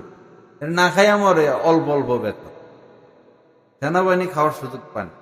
বাংলাদেশের সেনাবাহিনী সারা বিশ্বের মধ্যে নাম করা। এত কিছু হইলেও গেল, সেনাবাহিনী তো নিষ্ঠুর। সেনাপ্রধান নিষ্ঠুর ছিলেন না, একদম নিষ্ঠুর। সে এই দিকেও যায় না, সেদিকেও যায় না, দেশপ্রেমের পরিচয় দিয়েছে সেনাবাহিনীরা আমাদের। লা ইলাহা ইল্লাল্লাহ। জানা থাকা দরকার এগুলো, আমাদের কিছু কিছু বিষয় জানা থাকা দরকার। কোনো ভালো ঘাঁটি নেই আমাদের। এই যে ইরানে যে ক্ষেপণাস্ত্র ছাড়ছে না ইসরায়েলে, কোনো মানুষ মারা যায় নাই তো তাদের তেমন, কারণ এরা জায়গায় জায়গায় বানায় রাখছে, মাটির নিচে রাস্তা বানায় রাখছে। যুদ্ধ শুরু হয়ে গেলে সব জনগণ নিচে চলে যাবে, জনগণের কিছু হবে না। আর আমাদের এমপি মন্ত্রীরা সব বিদেশে ব্যবস্থাপনা, যেন তারা পলাইতে পারে, আত্মরক্ষা করতে। জনগণ নিয়ে কোনো ভাবনা নাই। লা ইলাহা ইল্লাল্লাহ। তারা তাদের হাত পা বাঁধা, তাদের কিছু করার নাই, হাত পা বাঁধা। আস্তাগফিরুল্লাহাল্লাযী লা ইলাহা ইল্লা হুয়াল হাইয়ুল কাইয়্যুম ওয়া আতুবু ইলাইহি। আল্লাহ পাক আমাদেরকে মাফ করে দেন, সহিহ বুঝ দান করেন। আল্লাহ পাক আমাদেরকে হেদায়েতে কামিলা নসিব করেন। কতক্ষণ বয়ান হলো? হ্যাঁ, আমার কাছে মনে হইলো 10-15 মিনিট বয়ান করছি। লা ইলাহা ইল্লাল্লাহ। আপনাদের ধৈর্য শেষ? আচ্ছা, শেষ কিছু কথা বলি। আমার কাছে তো আসতো, আমি মনে করছি 10-15 মিনিট বয়ান হয়েছে। মাশাআল্লাহ। তো আমার ভাইরা, শেষ নসিহত গুলো হলো, যদি আপনি সফল হতে চান তাহলে বাবা সফলতার পথে হাঁটুন। সেটা হচ্ছে গুনাহমুক্ত জিন্দেগি। গুনাহমুক্ত জিন্দেগি, গুনাহ ছেড়ে দেই আমরা, পাপ ছেড়ে দেই। যে পাপ করবে তার শেষ রক্ষা নাই। পবিত্র কোরআনে রব্বুল আলামিন বলেছেন, অমাইয়া আমাল সুআ ইউজাযা বি। যেই পাপ কাজ করবে তাকে তার পাপের পরিণাম পরিণতি ভোগ করতে হবে। আল্লাহ পাক বহু গ্রাম, গোত্র, বংশ, শহর, দেশ উল্টাইয়া দিচ্ছেন, ধ্বংস করে দিচ্ছেন।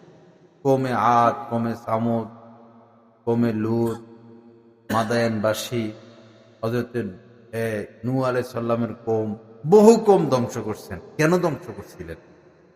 আল্লাহ পাক বলেন যে ফা আহলাকনাহুম বিযুনুবিহিম।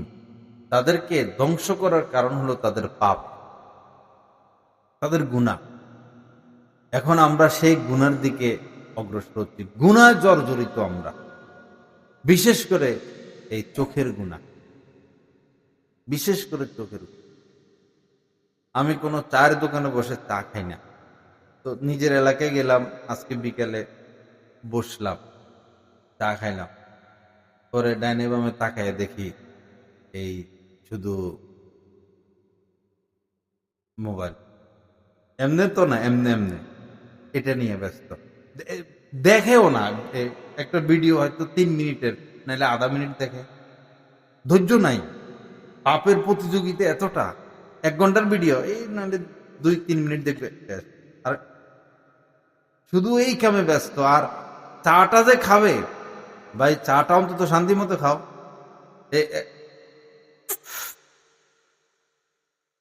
এখানে চা হয়ে গেছে ঠান্ডা। এটা কোনো মানুষের জিন্দেগি? সাথে স্ত্রী শোয়া। এক লোক সারা জীবনে ফেসবুক চালাইছে, হাজার হাজার ছবি তার, পরে আমার কাছে বায়াত হয়েছে, আলহামদুলিল্লাহ ফেসবুক ডিলিট করে দিছে। পরে সে আমার বলল যে হযরত, স্ত্রীর সাথে শোয়া, কিন্তু স্ত্রীকে দেখা, স্ত্রীর দিকে তাকানোর এই সুযোগ ছিল না। রাতভর শুধু ফেসবুকে দেখতাম আর ভিন্নারি দেখতাম। ভাই আপনি ভিন্নারি দেখেন, এদেরকে পাওয়া যাবে?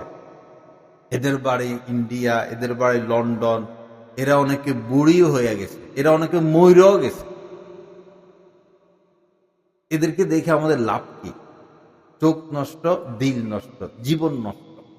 যতক্ষণ দেখবেন ততক্ষণ ভালো লাগবে, দেখা শেষ, এখন গজব শুরু হয়ে গেছে। অশান্তি, পেরেশানি, না পাওয়ার কষ্ট, না পাওয়ার কষ্ট, বিশেষ করে যুবক যারা, এরা পরে গোপন পাপে লিপ্ত হয়। যুবকেরা গোপন পাপে লিপ্ত হয়। বিভিন্ন কলেজের ছেলেরা, ভার্সিটির ছেলেরা মেসে থাকে, এসলাই সম্পর্ক লেখে, বলে আমরা তো সবাই সমকামিতে আক্রান্ত। এই ফেসবুক দেখে দেখে দেখে দেখে একটা দুইটা তিনটা পরে সমকামিতে আক্রান্ত হয়ে যায়। হস্তমৈথুনে আক্রান্ত কুঠি কুঠি যুবক। আমাদের অভিভাবকদের খবর নাই, আমরা শুধু রেজাল্টের দিকে তাকাই আছি। বাচ্চা ভালো রেজাল্ট করবে, ভালো চাকরি করবে, আমাদেরকে খাওয়াবে। বাচ্চাই তো শেষ, সন্তানই তো শেষ। সবচেয়ে বেশি গুনাহ হচ্ছে এই চোখের দ্বারা। চোখকে হেফাজত করি, আল্লাহ আমাদেরকে তৌফিক দান করে। গুনাহ করব, শেষ রক্ষা হবে না, চেহারা নষ্ট হয়ে যাবে, আল্লাহর সাথে সম্পর্ক নষ্ট হবে, আল্লাহ থেকে দূরত্ব নষ্ট হবে। অজান্তে আপনি পেরেশানিতে ভুগতে থাকবেন, অশান্তিতে ভুগতে থাকবেন। আল্লাহ আল্লাহরা হাজার বিপদের মধ্যে হাসি মুখে থাকে, কারণ ওই সময় একটা শান্তি থাকে। হাজার বিপদের মধ্যে একটা শান্তি থাকে। গুনাহ ছাড়ার আমরা সবাই হিম্মত করি, এটার জন্য হিম্মত জরুরি, আর কোন আল্লাহ ওয়ালার সোহবত। মাশাআল্লাহ, আমাদের হযরত মাওলানা তৈয়ব আশরাফ সাহেব আপনাদের এলাকায় আসা যাওয়া করেন, হযরতের সাথে তাল্লুক রাখবেন, অথবা যাকে ভালো লাগে তার সাথে তাল্লুক রাখবেন। যাকে ভালো লাগে একজন আলেমের সাথে উঠা বসা রাখতে হয়। চিকিৎসার জন্য যেমন আপনি একজন ডাক্তারের সাথে উঠা বসা রাখেন, বিভিন্ন বিষয়ে পরামর্শের জন্য মানুষ একজনকে মুরব্বী মানে, এরকম দ্বীনি লাইনে সবারই একজন মুরব্বী থাকা উচিত, যার সাথে সম্পর্ক রাখতে পারবেন, যোগাযোগ রাখতে পারবেন। আল্লাহ আমাদের সবাইকে তৌফিক দান করেন। তো এই নজরকে হেফাজত করা, বিশেষভাবে নজর, আর হলো গীবত। গীবত থেকে কেউ বাঁচে না। এরকম পরিস্থিতি দোকানে, রাস্তায়, মসজিদে বসে বসে গীবত করে, মাদ্রাসায় বসে বসে গীবত, রাস্তায় গীবত, ঘরে গীবত, বাইরে গীবত। যেরকম বৃষ্টি আসলে মুষলধারে সব জায়গায় বৃষ্টি, বৃষ্টি আর বৃষ্টি, এখন গীবতের বৃষ্টি, সব জায়গায় গীবত। আশ্চর্য করে, আল্লাহ হেফাজত করেন। পীরের দরবারে গীবত, আলেমের দরবারে গীবত, মাদ্রাসার অফিসে গীবত, মসজিদে বসে বসে গীবত, গীবত আর গীবত, গীবত আর গীবত। আল্লাহ আমাদেরকে হেফাজত করে। গীবত করব তো নিজের নেক আমল হারাবো, নেক আমল তার আমল নামা চলে যাবে, এবং কোনো নূর থাকবে না, কোনো শান্তি থাকবে না ইবাদত বন্দেগীর মধ্যে। আল্লাহ আমাদেরকে গীবত থেকে বাঁচার তৌফিক দান করেন। আল্লাহ আমাদেরকে নজর হেফাজতের তৌফিক দান করেন। আল্লাহ পাক আমাদেরকে কোনো না কোনো আল্লাহ ওয়ালার সাথে সম্পর্ক রাখার তৌফিক দান করেন। এখানে মাদ্রাসাটা আছে, একটা মাদ্রাসা মানে একটা নূরের স্তম্ভ, একটা মাদ্রাসা মানে একটা নূরের স্তম্ভ। আকাশটা আলোকিত করে যেভাবে একটা সূর্য, রাতটা আলোকিত করে যেভাবে একটা চাঁদ, এক একটা এলাকার জন্য এক একটা মাদ্রাসা, এক একটা সূর্য, এক একটা চাঁদ। মাদ্রাসা থাকবে, মানুষ মাদ্রাসায় না আসলেও, দূরে দূরে থাকলেও তার আকীদা ঠিক থাকবে। মাদ্রাসার আশপাশের লোকজন আকীদা আস্তে আস্তে ঠিক হয়ে যাবে, এবং এটা নূর ছড়াইতে থাকবে। এজন্য নিজের থেকেও মাদ্রাসাকে বেশি মহব্বত করব, আসা যাওয়া করব, সন্তান দিব, ছাত্র কালেকশন করব, প্রয়োজন কি সেটা দেখব, এবং নিজেরাও কিছু ফায়দা নিব আলেমদের সোহবতে এসে। প্রতিদিন 10 মিনিট, বেশি কিছু না, 10টা মিনিটের জন্য আসবেন, 20টা মিনিটের জন্য আসবেন, যে আমাদেরকে মস্ক করাইয়া দেন, মাসালা বলে দেন। এক একদিন এক একটা মাসালা শিখলে অনেক, এক একদিন এক একটা সুন্নত শিখলে অনেক। বিশেষ করে বয়স্ক শিক্ষা প্রত্যেক মসজিদে মসজিদে চালু হওয়া চাই, প্রত্যেক মাদ্রাসায় চালু হওয়া চাই। বয়স্ক শিক্ষা 20 মিনিটের জন্য আসলো, 20 মিনিট সময় নেই, 10 মিনিট, 10 মিনিটে একদিন আলিফ শিখলেন, একদিন বা শিখলেন, একদিন তা শিখলেন, একদিন বিসমিল্লাহ শিখলেন, একদিন আর রহমান শিখলেন, একদিন রহিম শিখলেন। একদিন না একদিন তো কোরআন শুদ্ধ হবে। আসতে না আসতে না আসতে না আসতে না আসতে না শিখতে না শিখতে লাফে কোরাইশ কি কি জানি পড়ে, লাফে কোরাইশ এলাফিহিম শুনলে কোরআন শরীফ পড়ে না, গীতা পড়ে, বোঝা মুশকিল। আল্লাহ পাক আমাদেরকে আলেমদের থেকে ফায়দা নেওয়ার তৌফিক দান করেন। বেশি দুঃখজনক কথা হলো, কমিটির সদস্যরা বিল্ডিং করে দেয়, চাউলের ব্যবস্থা করে, এরপরে জায়গা দেয়, মুতল্লি সব জায়গা দেয়, লক্ষ লক্ষ টাকা এই দেশের জনগণ কওমি মাদ্রাসার পিছনে খরচ করে, লক্ষ লক্ষ কি হাজার হাজার কোটি টাকা জনগণ দেয় কওমি মাদ্রাসার পিছনে। অথচ যারা দেয় এরা কিছু নেয় না মাদ্রাসা থেকে। এরা আইসা সময় দেয় না, এরা সূরা ফাতিহা শুদ্ধ করে না, এরা মাসালা শিখে না, এরা শুধু দিতেছেন ভালো কথা, নিবেন না কিছু। আলেমদের সোহবতে এসে বসেন না, কিছু নেন। আল্লাহ আমাদের সবাইকে মাফ করে দেন, সহি বোঝ দান করেন। তো দুইটা গুনার কথা বলা হইল, পুরো বয়ানের সারাংশ আল্লাহকে স্মরণে রাখা। মনে থাকবে তো ইনশাআল্লাহ? আল্লাহকে স্মরণে রাখা, ভুলে গেলে আবার আল্লাহকে স্মরণ করা। এরপরে হলো কাজে কর্মের শুরুতে বিসমিল্লাহ বলা, কাজকর্মের শুরুতে বিসমিল্লাহ বলা, সুন্নত মোতাবেক চলা, সুন্নত মোতাবেক চলা। এবং এই লাস্টে যেটা আলোচনা হলো যে বস নজরকে হেফাজত করা এবং গীবত থেকে বেঁচে থাকা। সর্বশেষ হইল কোন আল্লাহ ওয়ালার সাথে তাআল্লুক রাখা। আল্লাহ পাক আমাদের সবাইকে কথাগুলোর উপর আমলের তৌফিক দান করেন। যুবক ছেলে যারা আছো বাবা, এই পড়ালেখা করো, মেয়েদের সাথে সম্পর্ক করো না, একদম শেষ হয়ে যাবে। এই সারা বিশ্ব এতদিন আমাদের হাতে থাকতো, এই ফ্রান্স আমাদের নেতৃত্বে ছিল, এই ভারতবর্ষ আমাদের হাতে ছিল। আমাদের রাজা বাদশারা এই নারীর পিছনে পড়ে আর মদের পিছনে পড়ে এই রাজত্ব হারাইছে। আগের রাজা বাদশারা নারী লুবি ছিল, মদ লুবি ছিল। আর বর্তমান রাজা বাদশারা হলো অর্থ পাচার আর ইহুদি খ্রিস্টানদের গোলামি। এই কারণে এই জমানায় মুসলমানদের উন্নতি নেই। আর আমরা যে সারা বিশ্ব হারাইলাম আমাদের রাজা বাদশাদের কারণে, এই নারীর লোক। যুবক ছেলেরা পড়ালেখা করো, মেয়েদের সাথে সম্পর্ক রেখো না।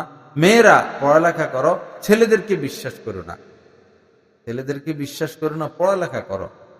এই নিজের সতীত্ব রক্ষা করো, নিজে পবিত্র থাকো, মা বাবার খেদমত করো, স্কুলে পড়ো, ভালো কথা। বোরকা পরে গেলা, বোরকা পরে আসলা, ছেলেদের সাথে কথা না বললা, সম্পর্ক না রাখলা, ইনশাল্লাহ তোমার ভবিষ্যৎ উজ্জ্বল হবে। আর প্রেম করবা, গল্প করবা, আড্ডা দিবা, পড়ালেখা করবা না, তো দিন দিন তোমার চরিত্র নষ্ট হবে, স্বামীর ঘর তুমি করতে পারবা না। যেই ছেলে যে মেয়ে বিয়ের আগে অবৈধ সম্পর্ক রাখে, বিয়ের পরে তারা সুখ পায় না। অতীতের কথা মনে পড়ে যে এত সুন্দর গল্প হইতো, এত সুন্দর আড্ডা হইতো, এখন তো দেখি এগুলো হয় না। আগের কথা মনে পড়ে, পরে অশান্তি সৃষ্টি হয়। তো বাবারা পড়ালেখা করো, মেয়েদের থেকে দূরে থাকো, নেশা থেকে দূরে থাকো। আল্লাহ তোমাদেরকে হেফাজত করেন, আমাদেরকে হেফাজত করেন। গোপন পাপ থেকে দূরে থাকো, একদম মগজ শেষ, ব্রেন শেষ, শক্তি শেষ। গোপন পাপ থেকে দূরে থাকো, চেহারা নষ্ট হয়ে যায়, চেহারা হনুমানের মতো হয়ে যায় গোপন পাপ করলে, হাত খসখসে হয়ে যায়। যারা গোপন পাপে আক্রান্ত, কিয়ামতের ময়দানে তাদের আঙ্গুলগুলো গর্ভবতী হবে, আঙ্গুলগুলো কি হবে? গর্ভবতী হবে। আল্লাহ হেফাজত করেন, আল্লাহ পাক সবাইকে বাঁচান। আল্লাহ পাক আমাদের এই দেশের প্রতি, আমাদের প্রতি খাস মেহেরবানি করেন। লা ইলাহা ইল্লাল্লাহ। একটা অ্যাপ খোলা হয়েছে, মোবাইলে অ্যাপ, নিত্য প্রয়োজনীয় বিষয়গুলো নিয়ে। যেমন নামাজের ওয়াক্ত দেখতে হয়, ক্যাবলা দেখতে হয়, ইফতারের সময়, সেহেরির সময়। তো অনেক সময় কোরআন শরীফ থাকে না, তো এখানে কোরআন শরীফ দেওয়া আছে, পড়া যায়, তফসির দেওয়া আছে, কোরআন শরীফের তেলাওয়াত দেওয়া আছে, এবং আমার বয়ানগুলো দেওয়া আছে, এবং অনেক কিতাব দেওয়া আছে। এরপরে ইসলামী নাম 6 থেকে 700 ইসলামী নাম অর্থ সহ দেওয়া আছে। তারপরে আস্তে আস্তে আমরা অন্য ওলামা ইকরামের বয়ানও এখানে দিব। অনেক কিছু নিয়ে একটা অ্যাপ তৈরি করা হয়েছে। যারা মোবাইল ব্যবহার করবেনই তারা অ্যাপটা ডাউনলোড করে রাখবেন। নাম হলো ইমানি জিন্দেগি। প্লে স্টোরে গিয়ে এটা লিখলে হবে বাংলাতে বা ইংরেজিতে, ইমানি জিন্দেগি। আল্লাহ আমাদেরকে তৌফিক দান করেন। ওয়া আখিরু দাওয়ানা আলহামদুলিল্লাহি রাব্বিল আলামিন। সাল্লাল্লাহু আলা নবিয়্যিল কারীম। আগে নিবে 2 জন আলহামদুলিল্লাহ ছাত্র হাফিজুল কোরআন হয়েছে, আল্লাহ পাকের শুকর। 2 জন, অনেক বড় কথা। 2 জন হেফজ শেষ করা, মনে হয় বয়ানে করি না এরকম লাগছে আমার।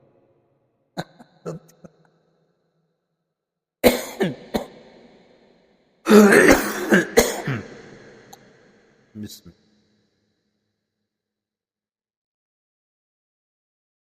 আলেম ওলামা আশপাশ থাকলে ওই সাধারণ মানুষের বয়ান আসে না, বয়ান চলে যায় এদিক। লা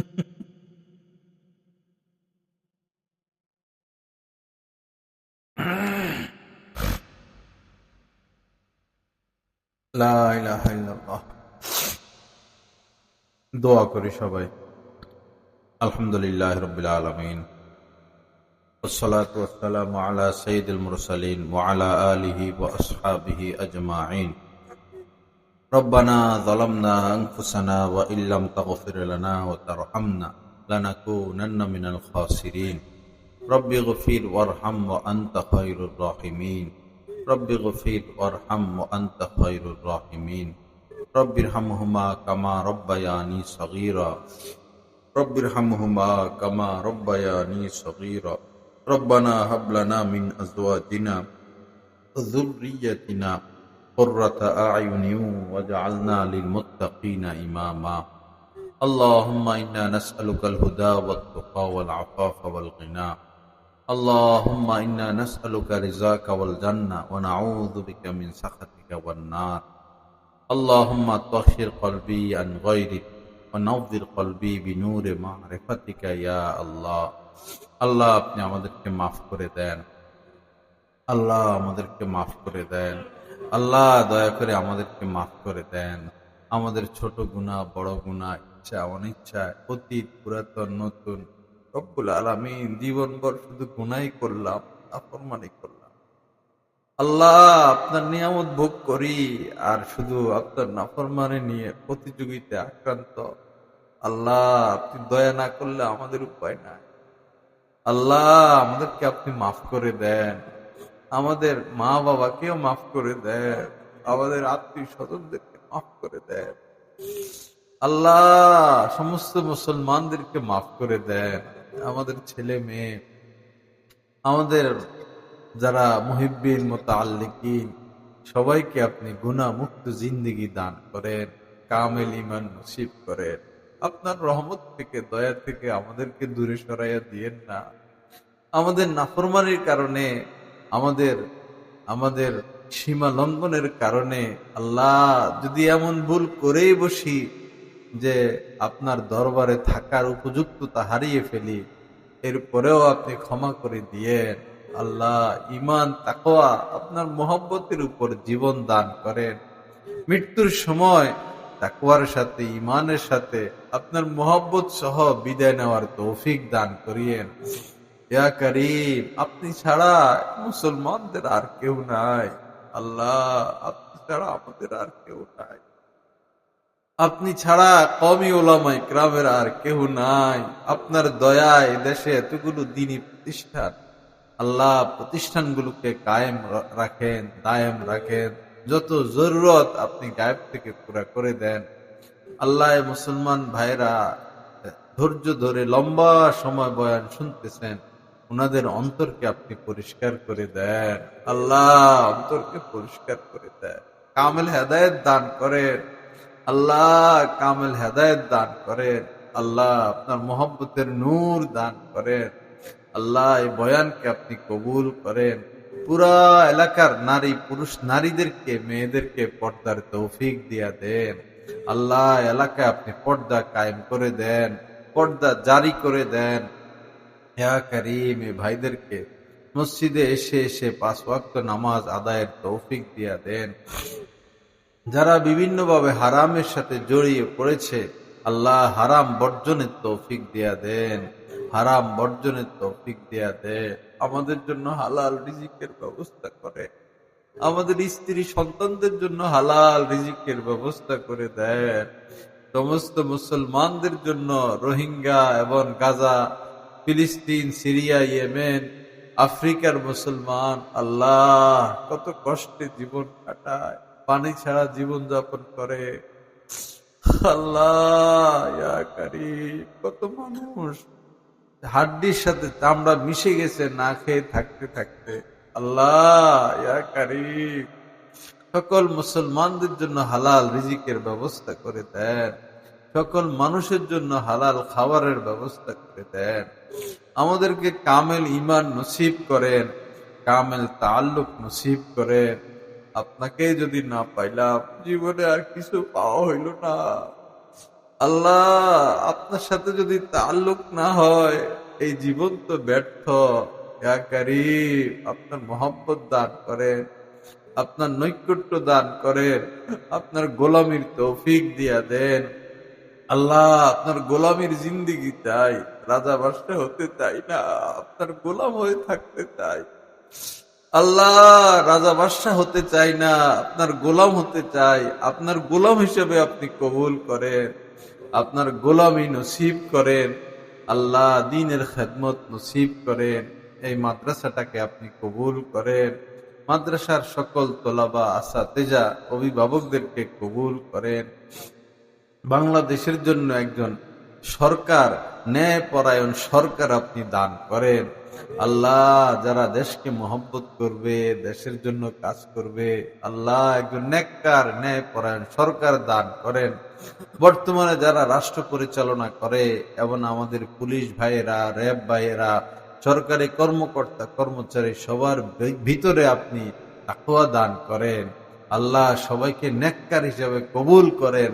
যারা অন্যায় পথে আছে তাদেরকে তওবার তৌফিক দিয়া দেন। সবাই মিলে দেশটা গড়ার তৌফিক দিয়া দেন। আল্লাহ, দেশের সম্পদগুলোর হেফাজত করেন। আল্লাহ, দেশের মেধাগুলোর হেফাজত করেন। কোটি কোটি টাকা দেশ থেকে বের হয়ে যাচ্ছে, ভালো ভালো মেধাগুলো দেশ থেকে চলে যাচ্ছে। আল্লাহ, দেশটাকে আপনি রক্ষা করেন। আল্লাহ, দেশটাকে রক্ষা করেন। আল্লাহ, কওমি মাদ্রাসাগুলোকে রক্ষা করেন। আল্লাহ, হক্কানি পীর মাশায়েখ, হক্কানি আলেমদেরকে আপনি হেফাজত করেন। অ্যাক্সিডেন্ট থেকে, যে কোনো বিপদ থেকে হেফাজত করেন। ইয়া কারীম, আজকের মাহফিলকে আপনি কবুল করেন। যারা টাকা পয়সা দিয়ে, শ্রম দিয়ে, মেধা দিয়ে আল্লাহ সহযোগিতা করেছেন, সবাইকে উত্তম বদলা দান করেন। এই দেশের যারা বিদেশে আছে তাদেরকেও আপনি হেফাজতে রাখেন। যারা দুনিয়া থেকে বিদায় নিয়েছেন তাদেরকে আপনি মাফ করে দেন। আল্লাহ, আমাদের আত্মীয় স্বজন যারা বিদায় নিয়েছেন, আয় আল্লাহ সবাইকে আপনি মাফ করে দেন। আমার মা দুনিয়া থেকে বিদায় নিয়েছেন, উনাকে আপনি উত্তম থেকে উত্তম বদলা দান করেন। আপনার নেক বান্দীদের কাতারে ওনাকে সামিল করে দেন। আমাদের বাচ্চাদেরকে দ্বীন শিখানোর তৌফিক দিয়ে দেন। আমাদের বাচ্চাদেরকে আল্লাহ ওয়ালা হিসাবে কবুল করেন। আল্লাহ, আমাদের সন্তানদেরকে হাফেজ, আলেম, দ্বীনের খাদিম হিসেবে কবুল করেন। যে কোনো বিপদ থেকে হেফাজত করিয়েন। হারিয়ে যাওয়া, আগুন লাগা, বিদ্যুৎ লাগা, অ্যাক্সিডেন্ট, বদ্দিনী, যে কোনো বিপদ থেকে আমাদের সন্তানদেরকে বাঁচান। আল্লাহ, আমাদের সন্তানদেরকে বাঁচান, মুসলমানদের সন্তানদেরকে বাঁচান। কত বাচ্চা বিদেশে পাচার হয়ে যায়, কত মেয়েরা পাচার হয়ে যায়, জীবনে আর ফিরে আসতে পারে না। না জানি তাদের উপর কত নির্যাতন হয়। আমাদের সন্তানদেরকে এই বিপদ থেকে আপনি হেফাজত করেন। যারা সংশ্লিষ্ট দায়িত্বে রয়েছে তাদেরকে সতর্ক সচেতন হওয়ার তৌফিক দিয়া দেন। আমাদের সবাইকে বারবার হজ উমরা করার তৌফিক দিয়া দেন। আমাদের সবার জন্য হজ উমরা কবুল করেন। বারবার আপনার কাবা দেখার তৌফিক দিয়া দেন। কাবার মোহব্বত দান করেন, রওজার মোহব্বত দান করেন, রওজা ওয়ালার মোহব্বত দান করেন। আমাদের সবাইকে আপনার আল্লাহ নবীজির প্রতি ভরপুর মোহব্বত দান করেন। নবীজির সুন্নত মোতাবেক চলার তৌফিক দিয়া দেন। মদিনায় আমাদের দাফন কবুল করেন। আল্লাহ, মদিনায় আমাদের মৃত্যু নসিব করেন। জান্নাতুল বাকিতে আমাদের দাফন কবুল করেন। আল্লাহ, আপনার নবীজির পাশে সাহাবা ইকরামের সাথে শুয়ে যাওয়ার তৌফিক দান করেন। আল্লাহ, মরণ পর্যন্ত আল্লাহ অটুট বন্ধন আপনি নসিব করেন, তাকওয়া নসিব করেন। অনেক বেশি দিনের খেদমত আমাদের থেকে কবুল করেন।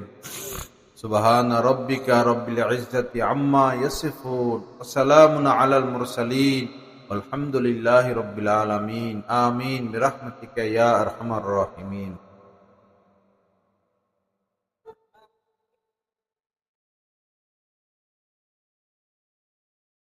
আল্লাহ।